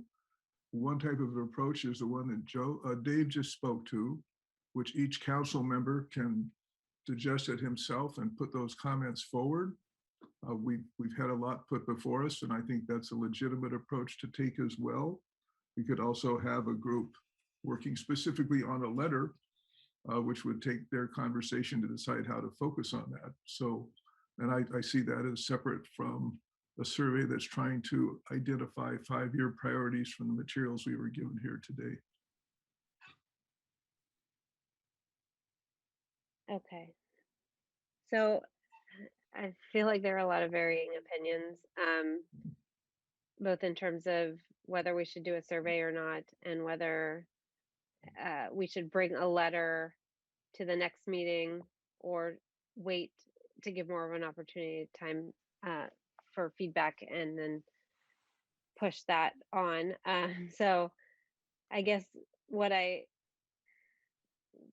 need to do is just take a quick straw poll, because we are going to be moving forward with the email newsletter without any further comment at any meeting, and whether that newsletter links to a survey where people can provide us feedback or not. So let's take a quick straw poll among members of the council. Either yes, I would like to have that email newsletter and potentially our website linked to a survey, or I would not like that. Okay, so let's go in the same order. Greg, just yes or no? No survey, no survey. Dan? Not through the one you proposed. Well, you wanted a survey, so what would your alternative be? I want the county to do a full survey, not a partial survey, incomplete through the. I don't think that the MCC newsletter survey would be sufficient. Okay, well, the county's probably not going to do that, so this would be the only. I'm just saying that they so you're should. Gonna say no. Yeah, I'm saying Okay. they should. They're Okay, writing the Connect the Coast side, so it's their responsibility. Okay, Claire? You're on mute, I think. I don't Claire, have okay. strong feelings. I'm just really not enthusiastic about more comments, because I think we've made most of them. I'm tending to agree with Dave, like direct people to the county. Okay. So I'm not seeing an urgent need for another survey. Okay, and I think Dave already said no on the survey, so that's a no on the straw poll. I will ask Joe in the county, I mean, what current mechanism you have to gather additional feedback. I know you have a link on the website for comments. That's the main mechanism, right? Yes, it is. And we're going to, we had planned on extending the comment period to the end of March because of your request to, explore this survey option. And that offer still stands, so people could provide us a comment through the end of March. We do intend to start working on changes to the plan because we think that we have heard a lot of really constructive feedback, both through the many months that we've been at this, and so and we see a lot of consistency in the comments that we've heard on certain issues. So we think that with some confidence we can begin work on revision based on those. And to the extent that we get comments, new comments over the next month that deviate from those, we can adapt and address those. So that, and then of course, there will be the opportunity for public comment at the planning commission level. And if planning commission directs staff to, conduct additional outreach or whatever at that time, then we'll cross that bridge when we come to it. But the intent, of course, both the Planning Commission and Board of Supervisors hearings will provide opportunity for public input and potential changes to the plan. Great, thank you. And could you, one of you, post actually the link to where people can provide feedback in our chat so that we ensure people have that? Okay, so then the next discussion, just quickly among council members, is who wants to work on this? In the past, Len and I have worked on this, but who wants to work? It sounds like we want a letter. Yeah. Michelle, what is this that's going to be worked on? The potential, a response by the MCC, a letter. A letter, okay. Could we frame that in two different ways? One is a council letter that is, let's say, with a classic 3 people working on that. And the second would be each individual council member work on their own letter. I'd be very interested in seeing how many people would like to put an effort into the letter themselves. And if they do it, I would also be interested if we could have mid-month just an exchange of the letters so we could read what each other has written and then continue to write our own letter. So I think something like that is more fruitful than putting together a letter with 3 people. It would have to be done at our first March meeting. It has to be done public if we're going to share it. Well, no, what I'm talking about is a little bit out of the box from that, and therefore maybe not be possible. What we would share at that meeting would be our individual letters. And then each council member would then take that input in and then write their own individual letters. Right, that's all I'm saying is we can't share them outside of the council meeting. Yeah, so we would share them at that council meeting and then continue on. I think that's a good framework. And if You're we're going to write suggesting our the own end. individual letters after that, what's the point? What's that? Yeah. If we're each going to end up writing individual letters after we've seen everybody else's letter, what is the point of that? I think there's so much there to talk about that one could go in a lot of different directions, and I'm not concerned we would just be repeating each other. Could I support that just ad hoc here, what Len is saying? You can support it, but I'm still confused as to what, so we're speaking on our own behalf, not on the, or on I like the idea. Let me clarify, please, can I ask Len to clarify what he's suggesting? So you're saying that we would basically each write our own letter, and then would we consolidate those letters to be one MCC letter? No. So we're just all writing on our own behalf, not as on, no comment on behalf of the MCC. Over the next 2 weeks, we each prepare our own letter. And in doing that, given the breadth of the CTC, we would each have to choose what we wanted to speak to.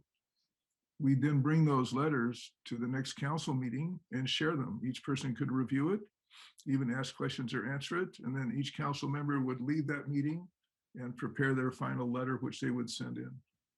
Each council member. But as an individual? Yes. Each council member.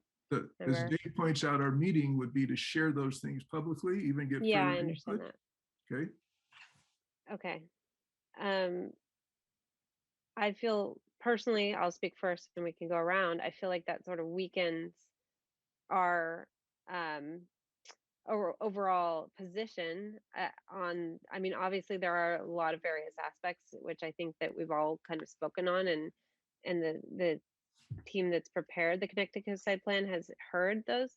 To me, that would really kind of weaken it to not just have one consolidated letter that expresses the opinion of the MCC as a whole, but that's just my opinion, and I'd love to hear what others have to say. Let's go around. Claire? Why do I have to go first? I don't know.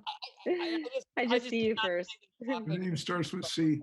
That's my opinion. I just What cannot was see it? it. Yeah. Okay. Greg, I you're I in see support of, any point in oh, sorry. us writing individual letters, and if we do write individual letters, I don't see any point in showing them to each other. So whatever. Okay, Yeah. I see the point in showing them to each other because I believe this is the way we would really get an informed consensus about what we think. I would love to see what the other people are saying before I finalize my letter. But why is it your Part B of my individual letter would be informed by what I read from the other people. You haven't You see heard what I'm of? saying? Okay, I won't argue with No. you. No, and then secondly, I think it's impossible for us to come up with a meaningful consolidated letter as a group. We just, given the Brown Act, we can't talk long enough and inform ourselves well enough to come up with a meaningful consensus. So let's each do our own effort.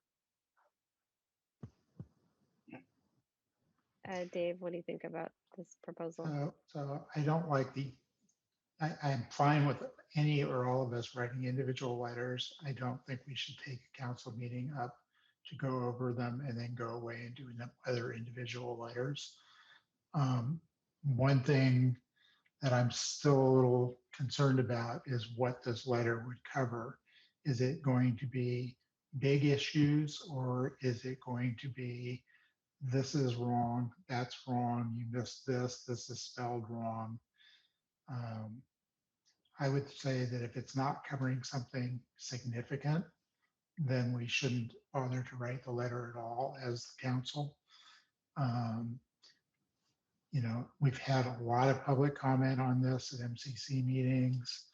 I don't think anybody has brought up anything new in the last 5 meetings on the Connect the Coast side, other than, details.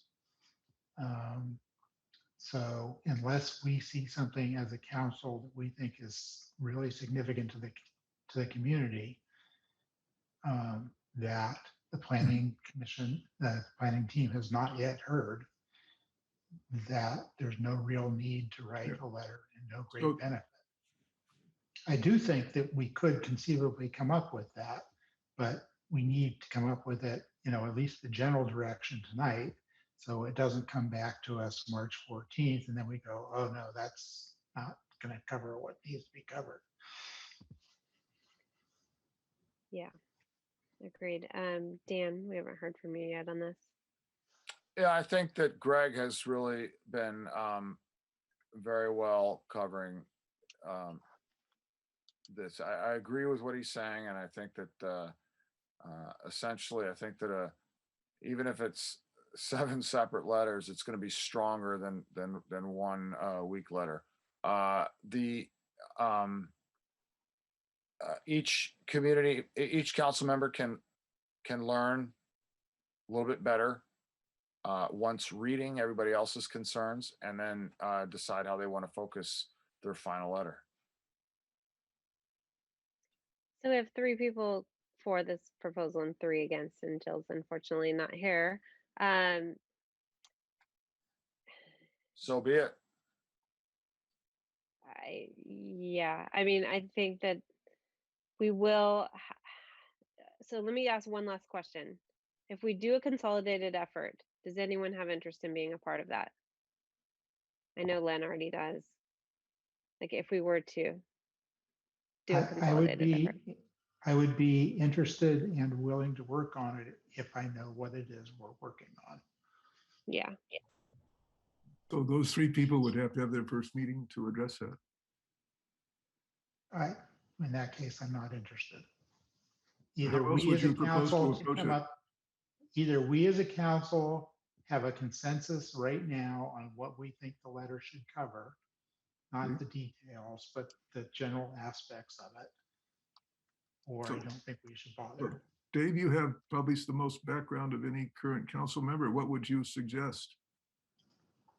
I am saying I don't, despite what I've heard from some people in the community and some people who used to be on the council, I don't see that there's anything major left for us to address as Okay. a council. So you're really saying you don't want to do this because you don't think there's anything to address?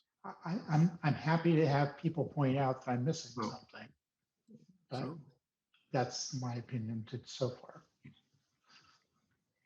Okay, well, let's, so, okay, so we gotta finish off this discussion. It doesn't sound like we have a consensus on much of anything right now.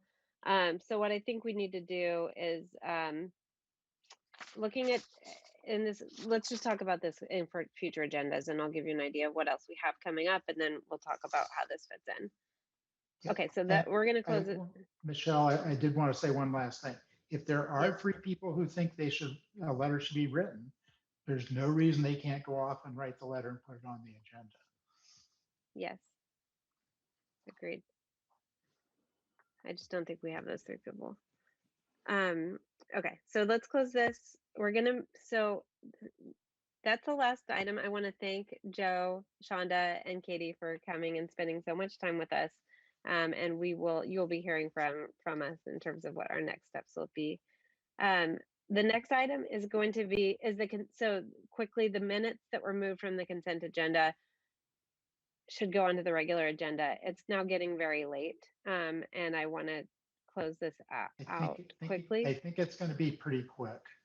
Okay, we can have a quick discussion on this, and if there's too much debate, we'll move it on to next understand. week's. I'd like to see So it. If we can do it really quick, that'd be fine, but I doubt that we Okay. can. Yeah.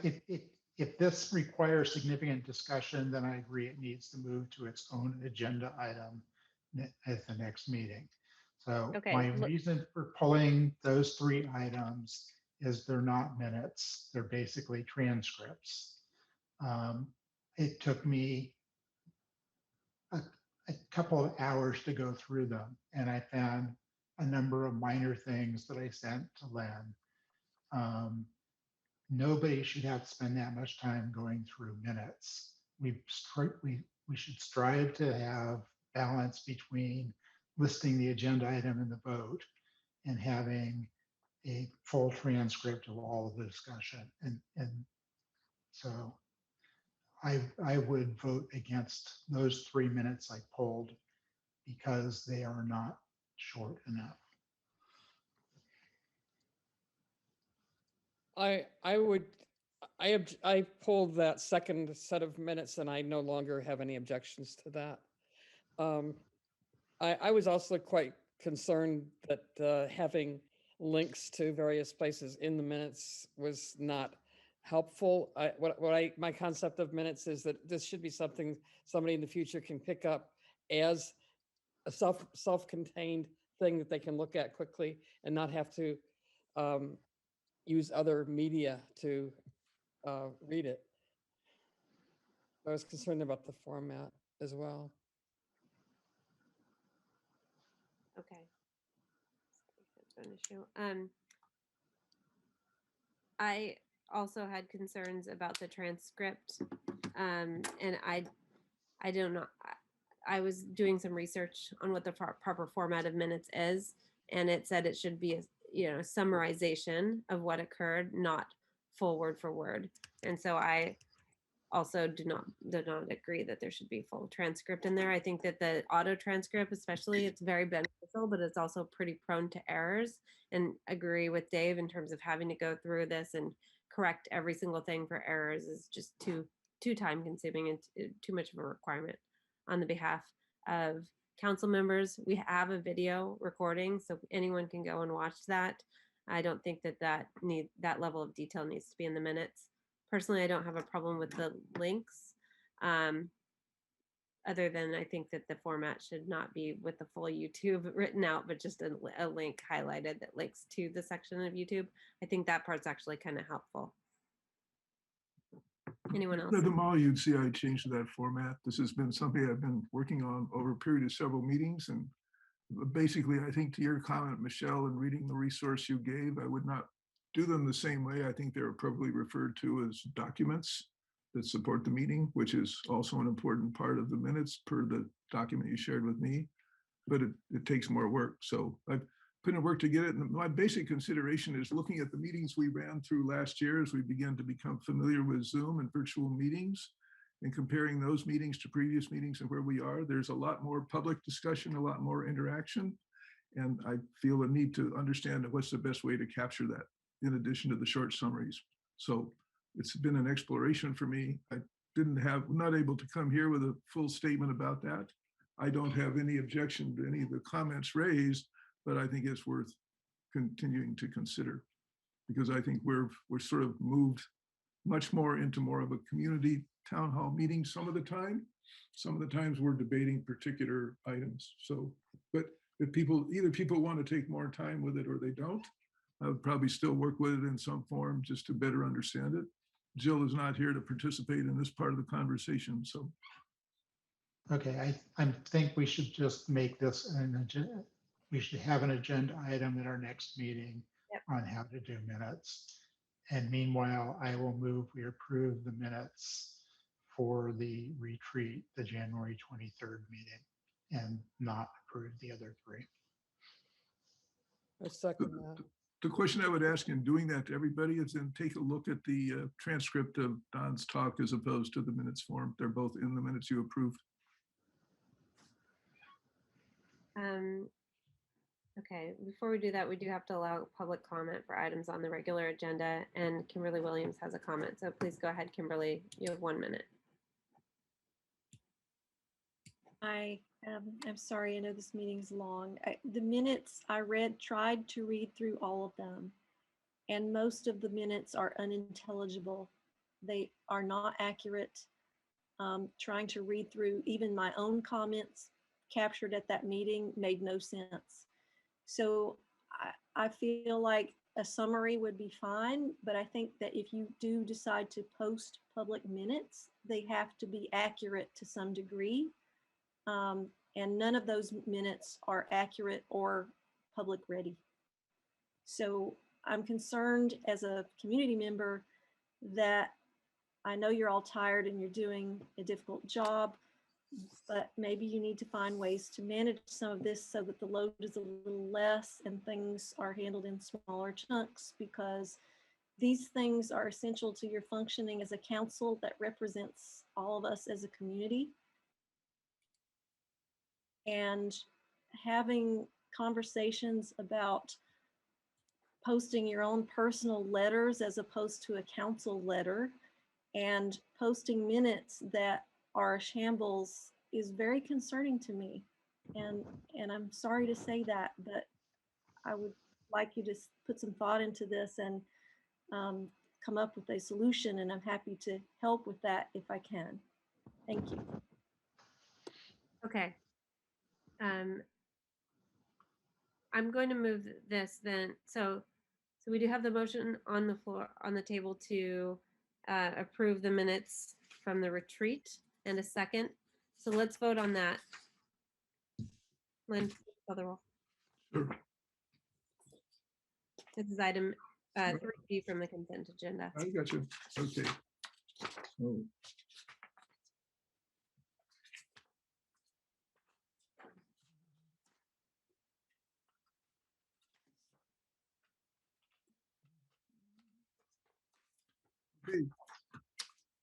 Okay. Dan. Due to all the questions on this, I'm gonna vote no. Okay. Greg. Aye. Jill, not here. Dave. Aye. Claire. Yes. I would vote yes. Michelle. Yes. Passes 5-1. Okay. This consent is to approve the minutes for the retreat. Okay, perfect. Good All right, enough. that is it for that agenda item. Next is council activity. Just Michelle, could I clarify? So we left the letter thing behind. Are you saying you're going to think about it some and then come back with something to the council? We're going to talk about it at future agendas. Yeah, Great. so we're going to quickly do council activity. Does anyone have anything to report? I think Greg does. Well, I put together a council member status report, sent it to Michelle. Turns out it ran 31 pages. And I included correspondence that I'd had and a whole bunch of stuff that I felt my constituents should know about. Michelle can speak to not releasing it, but I do want to comment on one thing. Catherine Slater Carter was here and she misrepresented a point of fact. At the last SAM meeting, when Half Moon Bay approved with reservations or whatever you want to call it, you know, sort of like a give back. If the lawsuit they win, then they're not going to fund this stuff. I followed up and I got a list of the capital improvements on the intertie pipeline system, including the most recent projects and the ones at this last meeting. And the total is $6 million roughly. But it's not, that would not be the extra cost to the Midcoast. The extra cost to the Midcoast would be about 3 million because Half Moon Bay, you know, we're already on the hook for 3 million. We just have to pay the whole 6 million instead of 3 million.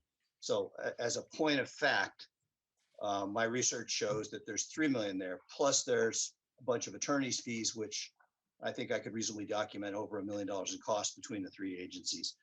So my only point about this council member activity is it leads into an agenda item. I think we ought to be talking about this lawsuit and what it means for the community.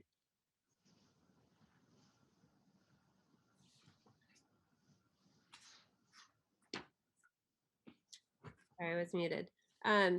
Yeah, I will quickly talk about why I didn't release that report, 30 whatever page report. So there was a question brought up by Greg about whether we could, as individual council members, prepare reports and send those as part of the agenda packet. And we consulted with county council on that. And the recommendation was that it's not a common practice, but it, you know, so there's not specific opinion on that, but it is very clear that if you do submit something as part of that, it cannot include policy statements. And what Greg shared with me was just a series of all the email communications that he's had with various people. And I think it's very hard to say that there were no policy statements in there. I think anytime anyone that goes back and forth with various people with email, there are going to be statements of opinion. And so I didn't recommend getting into the practice of, you know, submitting information that would be part of the agenda packet that could potentially include everyone's, you know, even if everyone was allowed to do that, it would be hard. Who's going to police that in terms of saying, oh, this contains a policy statement and this does not. So if we want to talk about that as a process point at a future agenda, we can, but that's the reason that I didn't post that. Does anyone else have yeah, very, very briefly. I did attend the sewer strategic meeting MWSD held. I think Catherine discussed a bit about it earlier. I thought it was one of the most worthwhile public meetings I've attended in a long time. And they are, as she said, scheduled to have one on the water side in March. I strongly recommend that people attend that, even if they're not in the MWSD service area. It was a very useful meeting, lots of good information. So I attended also. I have a copy of the slides. A link to the slides was in my status report. I'll find a way to get those slides onto Coast Side Buzz or something so that people can understand what's going on there. It's very important. Well, they're also available from MSWD. So that'd be great to get them widely available. Okay. I did our monthly report to the Half Moon Bay City Council. I was pleased that we had quite a bit of activity going on, but that's all. Okay, thank you. And I will report out for Jill since she wasn't able to stay because she wasn't feeling well, but a reminder to everyone that the email newsletter that we discussed at the last meeting, the drafts of the content is due to Jill by the 27th, which is Saturday. As a reminder, Len is writing the Connect the Coastside section. Dave is writing a section on COVID vaccines, which should be easier after tonight's presentation. Greg is writing a section on the Murata Road / Meadow Creek Bridge. And then Jill is writing the two sections on the pump track and fire station lighting, which will go to Dave for his editorial review. So please do get those out to the appropriate people by Saturday, if at all possible, to keep us on track for moving forward on that. We do want to include Spanish translation, and I checked with the county. They're able to do the translation for us, but we do need to get them the reviewed, edited, final draft by March 3rd, which means everyone needs time to edit. Len, you have a quick question on that? I asked for a quick update from the Coastal Commission on status items of interest. As Dave has already reported, they will bring forward the amendment for Cypress Point at their next session in March. As far as the Murata Road replacement bridge, they have all the materials, but they're still looking to have conversations with the county. So they have the material, but they have not yet closed that file. And as far as talking about Connect the Coast side, that remains something sort of still up in the air. Yes. Okay. All right, I think that's it for council activity. So future agendas. I have a point to make. On future This agendas. is on future agendas. Okay, go ahead. I was taken by what Kimberly said, not with respect to the minutes, but with respect to our discussions. And I believe the best way for us to handle it at this point is there were 2 people on the task list for Connect the Coast side, Dave and myself, that you should take the 3 of us and see what we can come up with. We took those responsibilities for that area. So I think that's the best way to form a group of 3 to consider whether to do a letter, and if so, bring it forward. You, Dave, and who else? You. Oh, okay. Okay, so let me just tell you what we have coming up. I listed a lot of items under future agendas, and there's been some clarity over the last couple of days of what would come when. Of a couple things. So for March 10th, for sure, we're going to talk about the meeting minutes. I think we should have Connect the Coast side, whether it's individual letters or a group letter. There was also a suggestion. Well, actually, before I do that, so those 2 things I will for sure put on March 10th. For March 24th, we have Kellex coming, and her team from the Art Resource Conservation District coming to talk about the first flush, which is now called the first rain, was the report on water quality. And she's also offered to potentially talk about fuel reduction projects and wildfire preparedness. So that would be March 24th. She's not available on the 10th. Other things that we have potentially to talk about would be, there was a suggestion of a presentation about crown fires that was sent out to the entire council. So I did want to gauge opinion whether that presentation would be worth having on the 10th. And then there has been an effort, which is called letter writing process, which is basically just a way to kind of figure out how we can do things more efficiently. At this point, I don't think we have an update on that, so I don't think that's going to be ready for the 10th. Just to clarify, the presentation on the crown fire would follow with commentary and suggestions. By whom? By myself and likely, well, Greg's here. Jill's not here. Greg can respond. So could I just mention, there are sub-issues of the whole disaster preparedness topic, okay? One of them has to do with changing or not the eucalyptus permitting requirements. Another has to do with expanding the chipper program. And the most fundamental one to me is how we're going to track and communicate status on the suite of disaster preparedness issues we have. We get ad hoc visits by different people, but we don't have a regular status report, and stuff is happening. One of the things that's in my status report is about the local hazard mitigation plan, where they're going to be planning through December 21st. So, you know, that's a point of discussion. Who's tracking what, and are we satisfied with when they're going to get things done? Yeah, and I don't think we have an answer for that, unfortunately.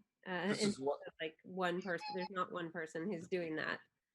If you want to take it on, you could be that person. I made a suggestion that it could be Lena Silberman. Yeah, that's not gonna happen. That's not her responsibility. Well, there should be a point person with the county. Yes, And agreed. this is one of the things that we're going to be, talking about, discussing Yeah, after the bonfire presentation. okay. All right, I just want to, I want to try to get us to a final decision on these things. So I think, unless anyone's opposed, it seems like we should have the meeting minutes, the Crown Fire presentation, and a discussion, an initial discussion on Connect the Coast Side. If So we're looking at another really long meeting. I know. Why do we need the Crown Fire presentation? Why don't we just put it on the website? What are we going to get by having somebody do it in front of us live? We need to have a discussion, and I think it's of interest to the community. As a variation, Dave, the risk, I guess. But Dave, would you accept that we should have a discussion about the suite of issues we faced and what we're going to do about getting tracking and traction in the rear wheels and tracking as in status? I see some advantage to that, but not about Crown Fires directly. Unmute. That's why nobody's listening to me. No, we're not clear. What were you saying, Greg? Just as a conceptual overview, Greg, I think you go back to the list of things we did at the retreat about things that people are interested in and willing to follow up on different agencies with. And I think that that's one way that we get an overall tracking thing, is to have people be really responsible for knowing what all these agencies are actually doing. I don't think it's really our job to do an overall knowledge of everything that's happening in the county as a council. Is just too much. But I think we can at least start with having people get a sense of what's happening in their particular area, and then come back together and discuss it, or keep reporting to the entire council what's going on there. But I don't think we need to put out like many pages of update every month. It's just not our job. It's the county's job. Our job is to be aware of things and then make comments about them. That's just how I would approach it. I agree with you. And I asked the county to put somebody in charge on October 12th before I was even elected. In charge of what? Disaster preparedness issues, identification, management, assessment of risks, assignment, and tracking. Well, okay, that's fine. But I think you expect them to respond much more thoroughly and much more quickly than is likely to happen, regardless of what we do. Yeah, and I don't see having a discussion about that without a proposed solution is going to really be beneficial at all. We've asked the county several times to do this, to put someone in charge, and it's not happened yet. We can't just nominate random people to do it when it's not their jobs. So I don't personally see a lot of benefit in having that at this point on the next agenda, because I don't think we have a solution. Well, what's your suggestion then? Well, my suggestion is to do it like, take it piece by piece. Like we have Kellex coming on the 24th. We have, we could potentially have this Crown Fire discussion, although I think it's a little bit, it's a very small subtopic of the overall disaster preparedness. But we have some sort of discussion on the next meeting. I agree with Dave though. It's almost 11 o'clock and I can't believe we're still going. It's hard to balance trying to cover all the topics, get it, have everyone have a chance to speak, and still end our meetings by our goal of 9:30. We're over an hour over that. So we can't have all these topics every time and do that. We can't accomplish both of those things. Well, I would expect the Crown Fire presentation and discussion to last about half as much as the Connect the Coast night tonight. And you're right, it is late. I think we need to get finalized here. Yes. Okay, Len has his hand up. Oh, I think I brought that up already. So okay. Background. So let's do this. Len, Dave, and I, can we take on the Connect the Coast Side And so we should plan to meet, let's say by next Monday. Until then, we're trying to finish up the newsletter. Yeah, and I'm happy to hand that off to anyone else if someone else has I an. really think as chair, you probably should stay there. I know you think that, but I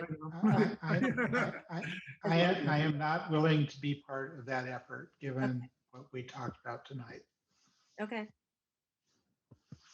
Well, that doesn't mean that Greg or Dan couldn't do it. Absolutely. I Sounds can't. like the newsletter's overwhelming the council. huh? Do what? Of the newsletter. Honestly, for Work on me, the Oh, that wasn't, website proposals or whatever they are. this I was, couldn't hear you, Claire. wait a minute, Michelle, you're talking about a letter on Connect the Coast Side, right? that is what I was suggesting, Right. but it sounds like Yeah, that's what I was referring to. Right. And so Dave was saying he really doesn't want to. So And I'm saying Michelle doesn't have to do it. I don't have the time to really be one of two people to do that either. So I would opt to not do it at all, personally, unless someone else can. I don't think it has to be done next week, next meeting. Yeah, it does. Well, we Right. could give our final feedback. If we Okay. feel confident in a direction, we could give final feedback on the 24th. So we could discuss it again at the next meeting, but it sounds like we're not coming to a consensus. I don't know what having another discussion about it's going to do. well, we're done. We're burned out for today. So Yeah. I don't Okay, see so the point of we'll being have here. to talk about this offline. If anyone has some strong opinions on this, please email me and it'll help inform what we do on March 10th. As of now, we won't be bringing a letter forth at that time. So, okay, I think that's it for tonight. We have a motion to adjourn. Will we adjourn? Second? Second. Claire. Claire, What? is adjourn? Yes, no? Yes. Dave, Yes. Jill, not here. Greg, Yes. Dan. Yes, good night, everyone. Yes, Michelle. Yes, thanks everyone. 6-0. Good night. Good night.